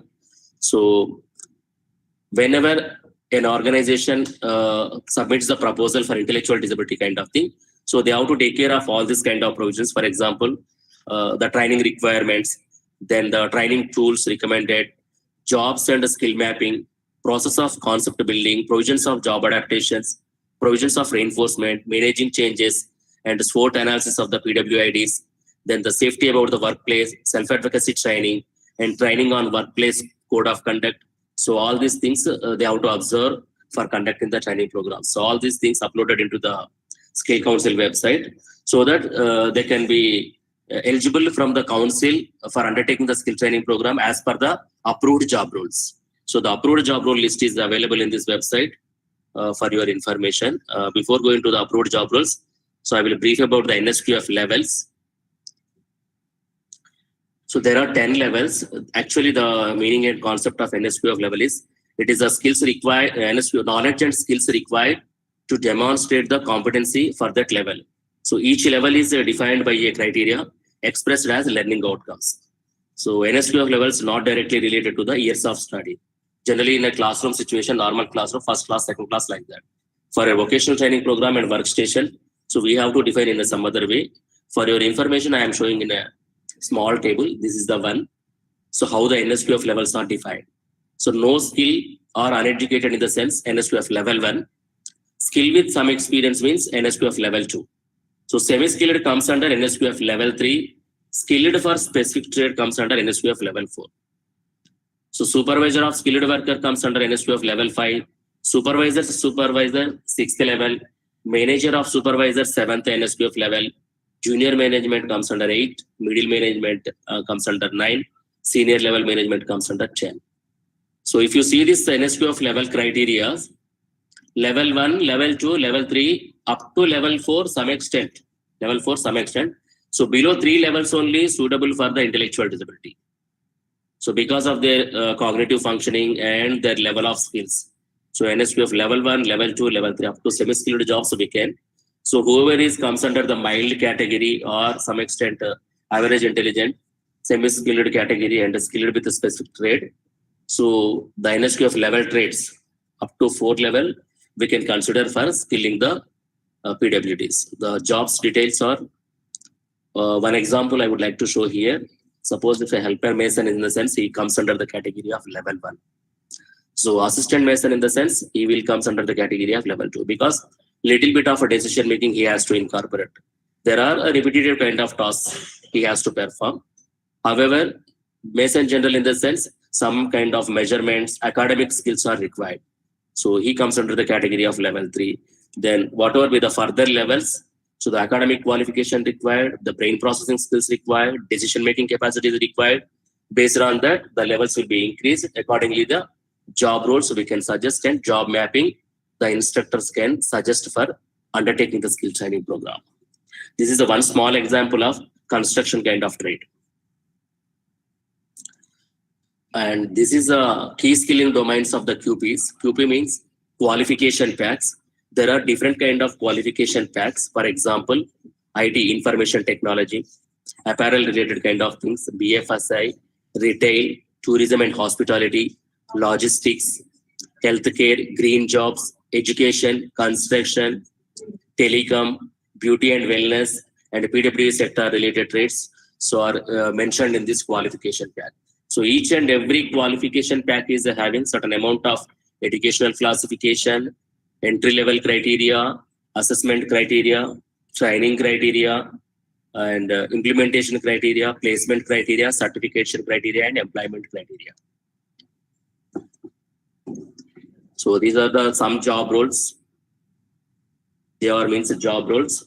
So at present, the Skill Council is having a majority of 219 job roles for undertaking skill development training to the PWDs. So out of which, very rare for intellectual disability. As a pilot study, only 2 job roles are available. That is domestic data entry and sewing machine operation for intellectual disability. So we requested to the council for 12 trades training program for intellectual disability category. So this is about the portal information for your info reference. So the list of job roles and approved job roles and yet to be approved. So all the list of job roles very clearly mentioned in this one. No. And these are the list of job roles for your information participants. So the sector, agriculture sector, the qualification pack code, and the job roles, gardener, organic grower, small poultry farmer, dairy farmer. So all these job roles are under the NSQF level of 4. So these job roles are suggested for specific hearing impairment, locomotor disability, low vision, so etc. So each and everything clearly mentioned in this PMKVY approved job roles of sectors. So similarly for apparel, different kind of job roles, for example, sewing machine operator, hand embroidery, packer, inline checker, pressman, washing machine operator, self-employed trailer. So all these are under NSQF level of 3 and 4. Again, these are mapped with a disability of low vision, specific hearing impairment, and locomotor disability. Similarly, the other jobs, beauty and wellness comes under the different trades. Dealership telecaller, assistant spa therapist, assistant hairstylist, assistant beauty therapist, pedicurist. So all again under NSQF level 4, categorized to the mapping to low vision, visual impairment, locomotor disability, and speech specific hearing impairment. Similarly, electronics, there are trades, for example, mobile phone, CCTV installation, field technician, LED light repair technician. So all these are categorized under NSQF level 4 only, mapped to different kind of PWDs, except intellectual disability, the remaining disabilities are mentioned here. This is again food processing, green jobs, handicrafts. These are the IT sector related, CRM non-voice, CRM domestic voice, domestic data entry operator. This is the one we are choosing for intellectual disability. As part of this domestic data entry training, we are training to intellectual disability under data entry related kind of thing by using Typing Master application. It's a free of cost application. Anybody can download from the Google software. Similarly, the leather related kind of thing, media related jobs, retail, telecom sector, and tourism and hospitality, textile related. So all these things you can see from the Skill Council website. For each and every trade sector, the qualification packs and national occupation standards are uploaded. So anybody can download these PDF files from the Skill Council website. These are all job roles and qualification packs. And this is another information to all. So these are the audio video kind of self-instructional materials uploaded in the website. So each and everything is prepared in the 2 minutes to 5 minutes duration, categorized into the subsections, the specific jobs. So for example, pickle making, food and beverage, and organic grower, small poultry farmer, assistant spa therapist, dairy farmer, etc. So the instructors can view this kind of videos, and accordingly they can prepare the teaching learning materials and the way of instructions for training to the PWD. So these are all readily available materials from the council's website. And this is the one Kiran helpline. This is a standard slide in each and every presentation. Is a round the clock 24/7 helpline 1800-599-00119. So for any issues related to anxiety, stress, or mental health related issues, so you can dial to the Kiran mental health helpline participants. So this is our NIPID helpline 1800-572-6422. This is working for 9 to 5:30 p.m. Monday to Friday. So any services related to intellectual disability, for example, special education, vocational training, any therapeutic kind of things, employment related, they can dial to the NIPID helpline 1800-572-6422. So these are the web references for further information regarding any kind of EDB related information or approved job role information. You can log on to this site. So disabilityfh.gov.in is a ministry's website, and nsdcindia.org is the skill council related information for undertaking the job roles, and NIPID is our institute website. SCPWD is the skill council website information for job roles and model curriculum information. NCS is the National Career Services for any kind of job fairs or job melas from the Ministry of vocational kind of things. You can log on to these websites. So thank you. Regarding very important information regarding employment schemes. So whoever completed the skill training program or regular vocational training programs, we have a different kind of provisions participants. One is the self-employment kind of avenues. We are referring to the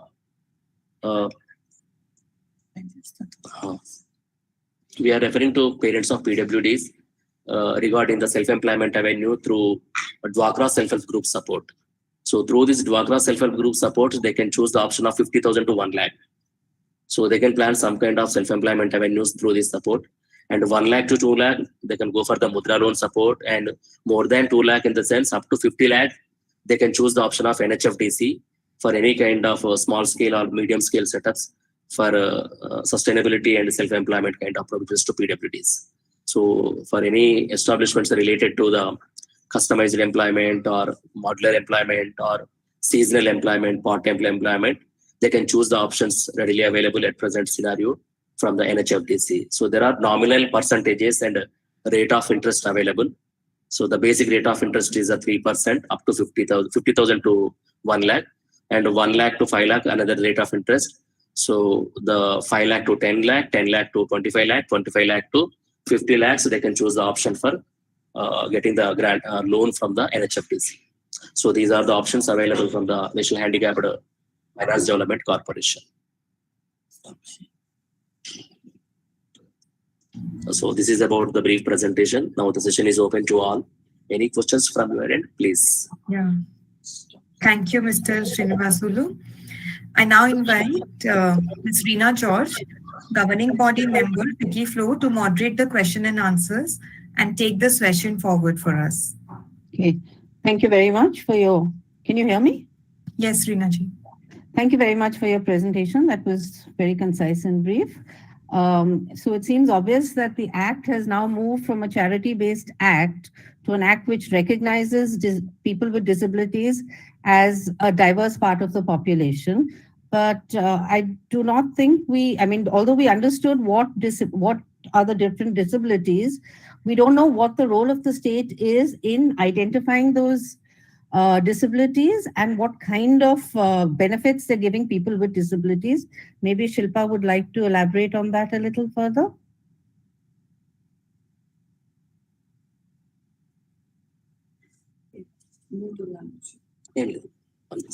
I hope I'm audible, right? Yeah. See, the state is giving a lot of, benefits and special provisions for persons with disabilities. For example, in the Act, it has been very specifically said that, because we are all entrepreneurs over here, 4% of the jobs are reserved for persons with disabilities. Okay, earlier it was just 3%, but now in all the government sectors and public undertaking sectors and all, 4% of the jobs are reserved for people with disabilities. Then we have a 5% reservation for people with disabilities in higher education. Then the regular concessions and benefits such as travel concessions, like a person with disability can get a 75% of travel concession while they are traveling through the train or through bus, because different states have adopted different rules. In some states, they give 50% concession by road transport. In some states, they give 100%. It is free for persons with disability, and the escort gets a 50% subsidized rate for the thing. Then we also have, the government giving free assistive aids under the EDIT scheme. Okay, under the EDIT scheme, it is supporting all people with disabilities for all conditions. Like a hearing impaired person will get a hearing aid free of cost under EDIT scheme. Then a person with locomotor disability gets a wheelchair under the EDIT scheme. Then persons with intellectual disability, we have designed specialized teaching learning materials, okay, which are distributed free of cost to all persons with intellectual disability, under the EDIT scheme, which is worth 10,000 rupees. Material is given free of cost under the scheme. So there are very many, benefits. Then there are reservations in the housing sector. Then there are, examination concessions for students which are given. So there are specifically these particular things. How do the general population come to know about these schemes that are available to them? See, all the schemes, the major schemes are given in our website. Okay, in the website of our ministry's DEPWD website. Then even all the schemes are listed down in our website. We conduct frequent programs, and all state governments, they also have this social welfare and disability welfare departments. They also upload all these schemes time to time into their websites. Yes, I understand that, but that seems to be only for the educated population, whereas 75% of our disabilities is in the rural population. Yes. So how that's the reason we conduct a lot of training programs. I think Srinivaslu will add into that. 1 minute, Srinivaslu, it is a very pertinent point raised by Madam Rina George. See, the point is, most of our population is rural. So what we do for them is, we actually train those people in vocational trades and skills, and then we give them the loans, like Mudra loan, or there is something called NHFDC. There's one organization we give them loan, and we create self-employment for them there. All right. So that is one way of actually, it is employment is, it's not always sheltered employment in some offices or organizations. And obviously, as you rightly said, it is not always the people are always educated to the extent that, you give them a short training and they'll get this thing. So there are different ways in which we try to address. Srinivas Garu, can you cover on that? And again, as I said in my inaugural address, see, there are quite a few benefits for the employers. Okay, like even for the employers also, like the ESI PF part, the contribution from the employer part is paid by the government when they employ, any person with disabilities. So those, in fact, what I would suggest is, frankly, this 30-40 minutes, in fact, Srinivaslu Garu has actually covered most of the topic on basically skill and the type of trades and the type of levels and all those things in very detail. But what is very important is, maybe we need to, I don't know, we had a discussion with Madam Dalmia last time. Maybe we can have one more session actually, which is more specifically like, the schemes in terms of all sectors, and very briefly, not in very detail. Then subsequently, what can happen is actually any questions or more in detail, then maybe we can actually address those things. Srinivas Garu, do you have any slides ready just for 5 minutes? What you can talk about, what we are doing. In fact, tell our experience at NAPED, how we are addressing. Because many a times what happens is, I'll tell you, I'm talking about especially children with intellectual disabilities and other problems where actually they need some sort of support. Even whatever training you give, they can't independently take up this, employment or even self-employment. So most of the time we train the parents also together, and especially the mothers, because the mothers are the one who dedicate most of the time for the children with disabilities. So we actually even go to the extent of giving them entrepreneurship training and leadership training. We call, people from the industry and all. And in fact, there was one time when we conducted about a 30-day entrepreneurship training for the parents of the person with disabilities. So what happens is here, it's not a one scheme fits all. Taking into the concept, understanding where what is required, we keep on changing the module of our intervention and the rehabilitation process.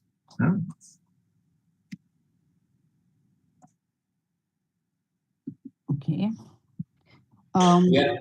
We are conducting awareness programs about the skills and benefits to the grassroots level workers. For example, ASHA workers, Anganwadis, multi-rehabilitation workers, MRWs, CDPOs, and other grassroots level people regarding the government of India's schemes and benefits, especially in this employment kind of provision, skill training programs and all those things. So last month, we conducted a training program to the regular school teachers. There are approximately 48,000 teachers who are trained under this platform. So not only that one, even Sarva Shiksha Abhiyan also active member in these training programs. Whatever be the training programs we are conducting through our institute or from our regional centers and CRCs. So all the programs, even the short-term programs, HRD programs of long-term programs, an exclusive session on schemes and benefits. So this will give a large picture about the awareness about the schemes and benefits related to the PWDs. And just going back a little, The social media also, every time we are posting about this updated information. okay, just going back a little before what Shilpa explained about mental disabilities, it seems a little complex. So how do people in the rural areas actually get to identify that the children have these disabilities? Is there any system which helps them identify people who have these disabilities and then help them and hold their hands right up to employment stage? Yes, you are talking about identifying these people in the rural areas, right? Yes. Yeah. See, in the rural areas, there are community level workers who are there, and each mandal, because see, the early identification is starting by the ASHA and Anganwadi workers. They are trained at the grassroots level to identify these disabilities at a young age. Not only the Anganwadi and ASHA workers, but also the teachers who are under Samagra Shiksha are also identifying children with disabilities in the special schools, in the regular schools who are enrolled with them. And then they are referred to the district early intervention centers. Okay, each district hospital is having an early intervention center attached. That is also, the technical support has been given by NIPID way back around 10 years back under RBSK scheme. So there are roughly around 600 centers like that in all over the country, which are functional. Okay, so they are referred to the district center, early intervention centers, wherein detailed assessments are done by qualified professionals. And each district early intervention center consists of a team of 12 to 15 professionals consisting of therapists, special educators, social workers, doctors, speech and audio, physiotherapists, occupational therapists. So that is how right now the system is working. Nevertheless, I would still agree that in spite of all these efforts, there are still some children who go unnoticed, unidentified. Even when we conduct as part of our community and outreach extension programs, a lot of disability identification camps. Okay, camps bringing in all the professionals. So some of them get tapped during those camps. Some don't even come to those camps. So yes, definitely there is further need for identifying these children, and so that no child is left behind and goes unnoticed and unidentified.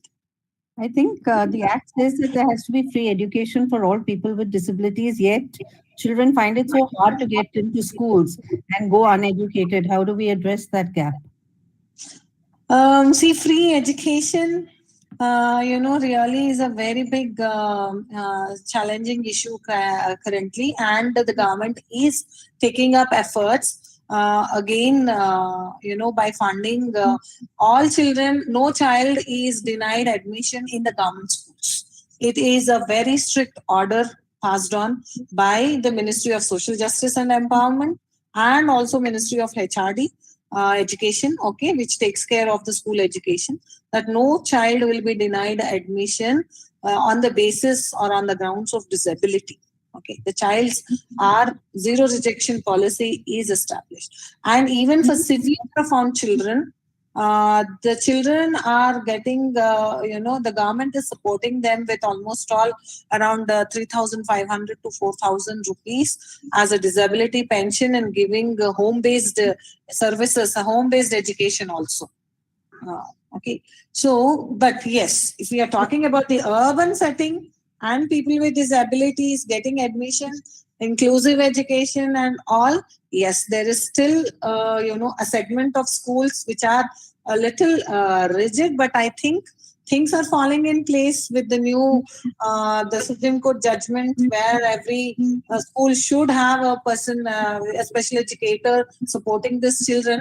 I think things will all, start falling into place with this new judgment which has come. KVs are employing. Reena, what you raised is a very pertinent and very pressing problem what we are encountering.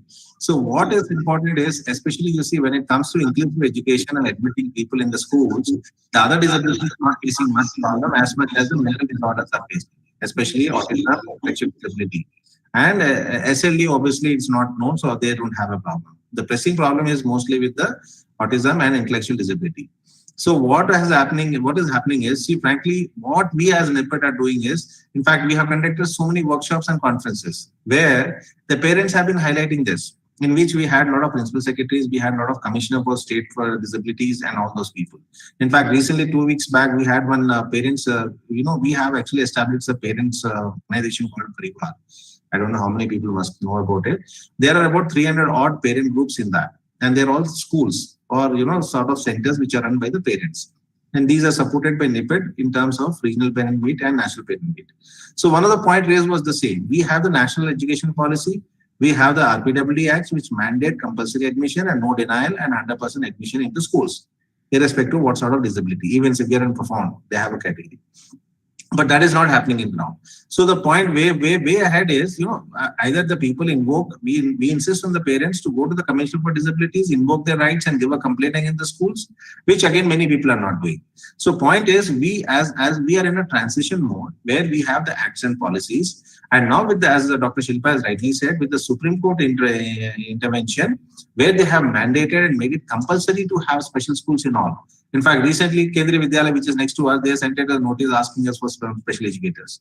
So point is, yes, there is a time lag between actual, policy and act coming into play and translating it into reality at the ground level in the respective schools. So yes, what is happening? In fact, NIPET itself, about last week, we have conducted a big national conference on inclusive education. And we have called many people from big schools, these corporate schools and all, which have a good system. See, the point is we are trying to drive home the point, things are possible and how they should be made possible. And again, for this to be made possible, we actually train the school teachers, we train the school principals. I would like to inform that about 30 days back, we have trained 48,000 school teachers, what we call regular school teachers, then IERPs, and other professionals who are working in regular schools. So point is, it is actually a process in motion, but yes, on the ground, yes, things are not really, especially when it comes to mental disorders. Shilpa had also mentioned that you can get access to special technologies and special aids, but as you walk the streets, you see a lot of people who are struggling. How do they know where to get it and how to get it from the government? Again, you see, we are a huge country, and the problem is compounded by the fact that many of the people in the rural areas and reaching out the unreached is a big challenge, number one. Number two is, we have a lot of schemes and benefits which people are not aware of, like the EDIP scheme, which is there, under which all assistive devices, especially for people below poverty line, are given free of cost. And now actually the ministry has created a portal where they need not come to any center. In fact, this is a very important point which we want to drive home. See, there is a EDIP portal called Arjun portal. Srinivas Garu, correct? Sir. Yeah. Arjun portal. There's a portal called Arjun portal. Any person with disability, he can log in and he can say that what is the disability with his disability card, and he can say the ministry is doing. See, we have about 21 CRCs, 9 national institutes, and about 14, 15 what do you call, regional centers of our national institutes. So what the ministry would do is they will allocate, suppose somebody say from a rural area in Rajnandgaon or Chhattisgarh is doing, they will allocate to the CRC in that place, and they would go home and they will distribute those items. Only thing is that online from anywhere from the country, he can actually upload his details, and he says, I need this, and this is what disability I am, and this is the type of assistive device I require. And this is a very new, recent, this thing which is about 4-5 months old, and we are actually in the process. So yes, assistive devices can be given, but again, awareness about that is what is very important. And that is where, Again, you'll have to bridge the gap between the people who will not be able to go online and get the. Yeah. So what is important is here is the ground level functionaries, who help them. Okay. The point is there are people who will be helping them in actually registering. See, in our case also, there are many parents where we get them loans. They know about Mudrala, they don't know how to apply. So what we do is, there is a UDID card, the Unique Disability ID card, which the government has come up. Many people don't know how to do it. So what we have done is, we have opened facilitation centers. As far as all the 39 NIs and CRCs and RCs are concerned, we have opened the specialization centers in all our respective centers. Apart from that, the state level functionaries at the ground level, they are being trained, they are being created awareness. And these are the people who take it. Maybe you can enlighten our guests about the disability card and how you get it. Srinivasa Garu, can you just mention? Disability card. So every district is having a medical board for issuing the disability certificate. You talk about the UDID card, the unique ID card. So this is a unique disability ID card issued by the Ministry of Social Justice and Empowerment.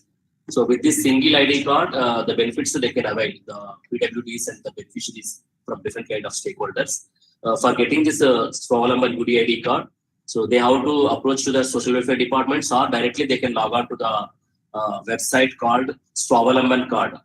So either they can approach the Me Seva Center or E-Seva centers.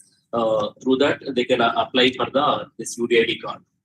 So for applying this UDID card, they have to hold the documents related to disability certificate, or Southern card, and address proof, 2 passport size photographs. So these are the required documents. Based on that, they can choose the option. So within 15 days, they have to approach the district medical hospital as per their acknowledgement. So once they register, they will get an acknowledgement card, acknowledgement number through the mobile phone message. So once they receive this one, then within 2 weeks of time, they have to approach to the nearby district medical hospital for the mandatory kind of assessment, whether the candidate is PWD or not. So with the baseline kind of assessment, they will issue the UDID card. So that is what the provision of the Swavalamban ID card. Okay. Another question has come in. How do we connect as a registered organization under the RPWD? I don't know what that means. How do you connect with the government, I suppose? Yeah, they have to see. Once you have a registered NGO, you have to submit the society registrations. There is a form which is there, and you have to get the PWD certificate that your NGO is working in the field of disability rehabilitation. Everything is online, madam. Now that the entire, the government is focusing on the Digital India campaign a lot. So for transparency, everything is made online. Now this application will be routed through the district disability welfare officer. Okay, and then they get the PWD certificate. Then they are eligible for applying any loans, aids which the government is giving, which the central government is giving for running the disability specific services under various schemes. It could be Deen Dayal Rehabilitation Scheme. It could be NHFD scheme. It could be SIPDA scheme, where the NGO has to be a registered body recognized under the PWD, RPWD Act. Okay, it seems that a lot of people who have already applied for disability certificates haven't got them for over 2 years. Is there some way of expediting it? There is one thing actually, there are two categories of people who are getting UDID. One is the UDID part with benchmark disability, like 40% and above. Obviously they'll be getting it. And earlier, the people below benchmark, actually, they were not getting it. They were only, a receipt was being generated for them. And I think the ministry has taken a call now and they are looking into it. There are a lot of, I don't know, about 2 years is still long. So in that case, what I would suggest is, write an email to the UDID, the people in the ministry or the respective state government. Because what is happening is the UDID card, the state governments are also facilitating. They are opening many of the centers and they are actually enabling, people to get a UDID card registration. So in such a case, what I would suggest is they should write to the ministry along with the receipt or whatever the details are, and then it will certainly be addressed. And maybe if you want NIPID or any of our centers can also facilitate, if you have any such problem, they can write to us. So now that you're bringing everything online, again, it goes back to the question on how people who are not technology savvy will be able to access all these. That's what the facilitation centers, like you say, the state governments have got their own centers in all the district hospitals, they are facilitating. And apart from that, all our regional centers, all our CRCs, all our national institutes, they are also facilitating. So they can go to any of these places and we will do it on their behalf. Okay. Any more questions from anybody else? Please, please type your questions in or raise your hands. We'll unmute you. Mitu? I think we've covered most of the questions which were in the chat. So shall we Yeah, let's close the session, and whatever other details I need, I think Shilpa is going to share the presentations so we can share with everyone later. Okay. So thank you, Reena ji, and the NIE PID team for taking up our queries. I now request Ms. Mitu Kohli, past chairperson, Flow Indore, to present her vote of thanks. There's one question from Samriddhi Mehra. Sure, sir. Yeah, Samriddhi, you can ask your question, please. Unmute yourself, or you can type it. Yeah, hello. Thank you, everyone, for such an informative session. And I would like to know one thing. My brother, he's facing a lot of issues and he's impaired. He's blind and also physically he's impaired. And I don't know how to go about getting a disability certificate for him, because it took a long time for him to get his Aadhaar card with a lot of difficulty. And now I have the Aadhaar card, and can you please guide me? How do I go about it? Because I got the UDID, but for UDID also you need the disability certificate. So please can you tell me the guidelines and the requirements for the same? See, the disability certificate is issued by the district medical board. Okay, so what you need to do is you have to go to the district hospital where the district medical board is there. Okay. All right. Once your brother goes there, they will actually do an assessment, and then they themselves will give you the percentage of disability, and then also they will give you the disability certificate. They will have certain forms and all which you need to fill up, and they will do the, the board will actually issue the disability certificate. Once you get the disability certificate, then based on that, you can apply for UDID. All right. Thank you so much. Yeah. Thank you. But really, for that matter, you see, the point is, since it's a government certificate, it cannot be issued at any corporate hospitals. Sometimes, somewhere, some places they have allowed like national institutes also to issue the national district, disability certificate, but it's a state subject and it's the state governments will issue them. So always it has to be the district hospital in whatever place you are, and the CMO. All right, like the chief medical officer, like that. That has to be. All right. Thank you so much. Just one more thing, Neetu. Maybe you can also explain to our guests on what happens if any of these are violated, any of these provisions are violated. Where do they go and complain? See, the point is there is a state commissioner for disabilities in all states, and there is a chief commissioner for disability at the center. And let me assure you that the chief commissioner for disability at the center is very, very responsive organization.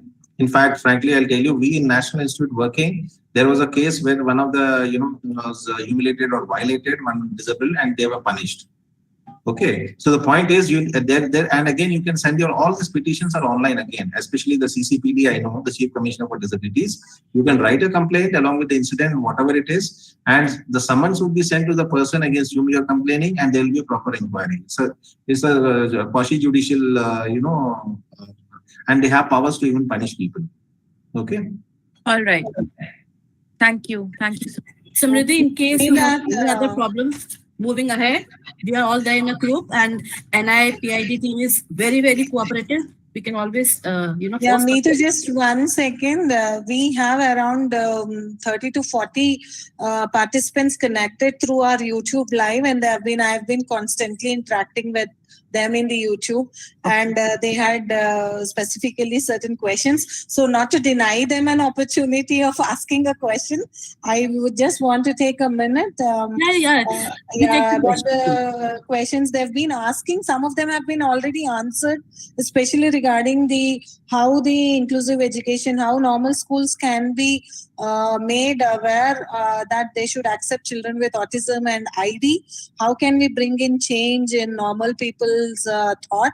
So that's a thoughtful question. Yes, for other children with disabilities, as we have already discussed, admission is not a problem. But when it comes to children with intellectual disability, autism, many of the schools are still denying. But as we have told Ms. Gunjan Gandhi, that the system is changing slowly.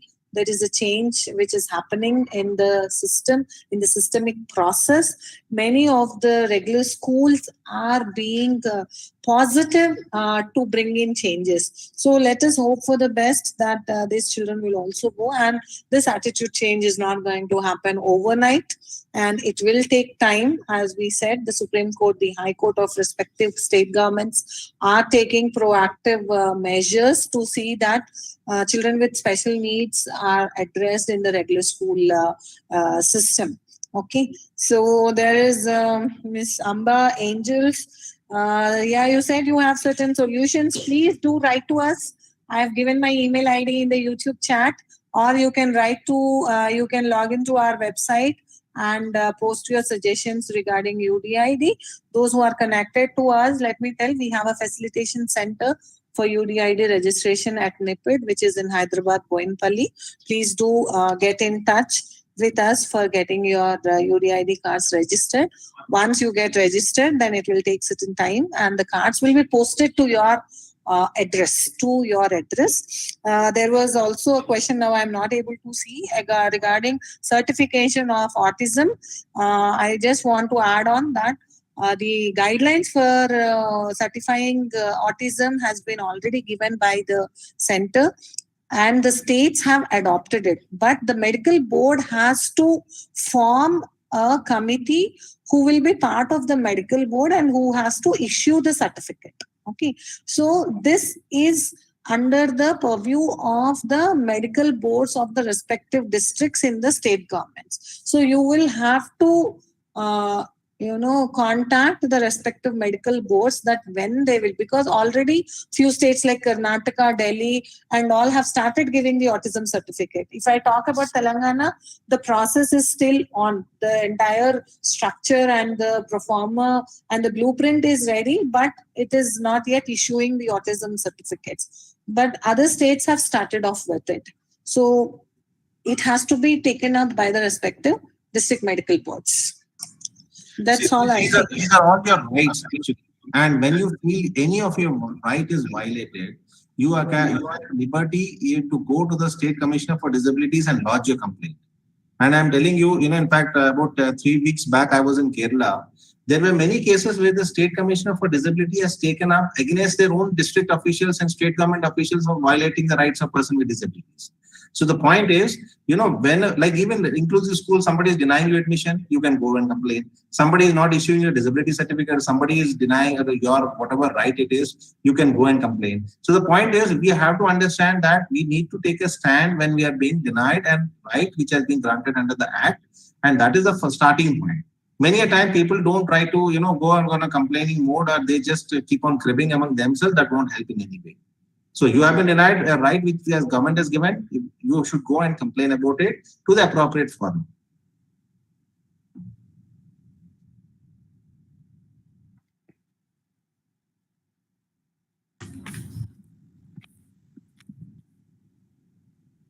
All right. So I think we are sorted with the question answer round, right, Shilpa? Okay. A very good evening, everyone. And I would like to start by thanking our chief guest, Shri Rajesh Agarwal, Secretary DEPWO, MSJ and E, Government of India, for endorsing our initiative and trusting us to be partners in transforming India in a way that is very, very meaningful for all of us. I would also like to thank Major B.V. Ramkumarji, the Director, NIEPID, for being extremely supported from the day we broached the idea of the workshop with them. Thank you so much, sir. And also, huge gratitude to the faculty of NIEPID, Dr. Shilpa and Mr. G. Srinivasalu for the clear and concise explanation of schemes and policies of the Government of India to help create a better understanding for us on the Inclusive India campaign. Their commitment to the cause is indeed commendable and something to emulate. Last but not the least, National President Jayanti Dalmia ji, in starting this meaningful initiative, we are very proud and honored to be associated with the same. Not to forget, a huge round of applause for both my teammates who made this event possible, Ms. Reena George, Flow GB member and Policy Initiative Head, for supporting us in taking over this workshop with full enthusiasm, and Suruchi Agarwal, Flow National Disability Head, for coordinating everything with utmost perfection. Thank you so much, girls. I would also like to congratulate each one of you present here today. Your presence in such large numbers indicate that Flow family is now ready to embrace an inclusive India. The first step we are all taking today will mark the history of what we can achieve. Let us be the change we want to see around us. Thank you so much, everyone. It was a pleasure having you all with us here today. Thank you. Thank you so much. Thank you. Thank you. Thank you, everyone.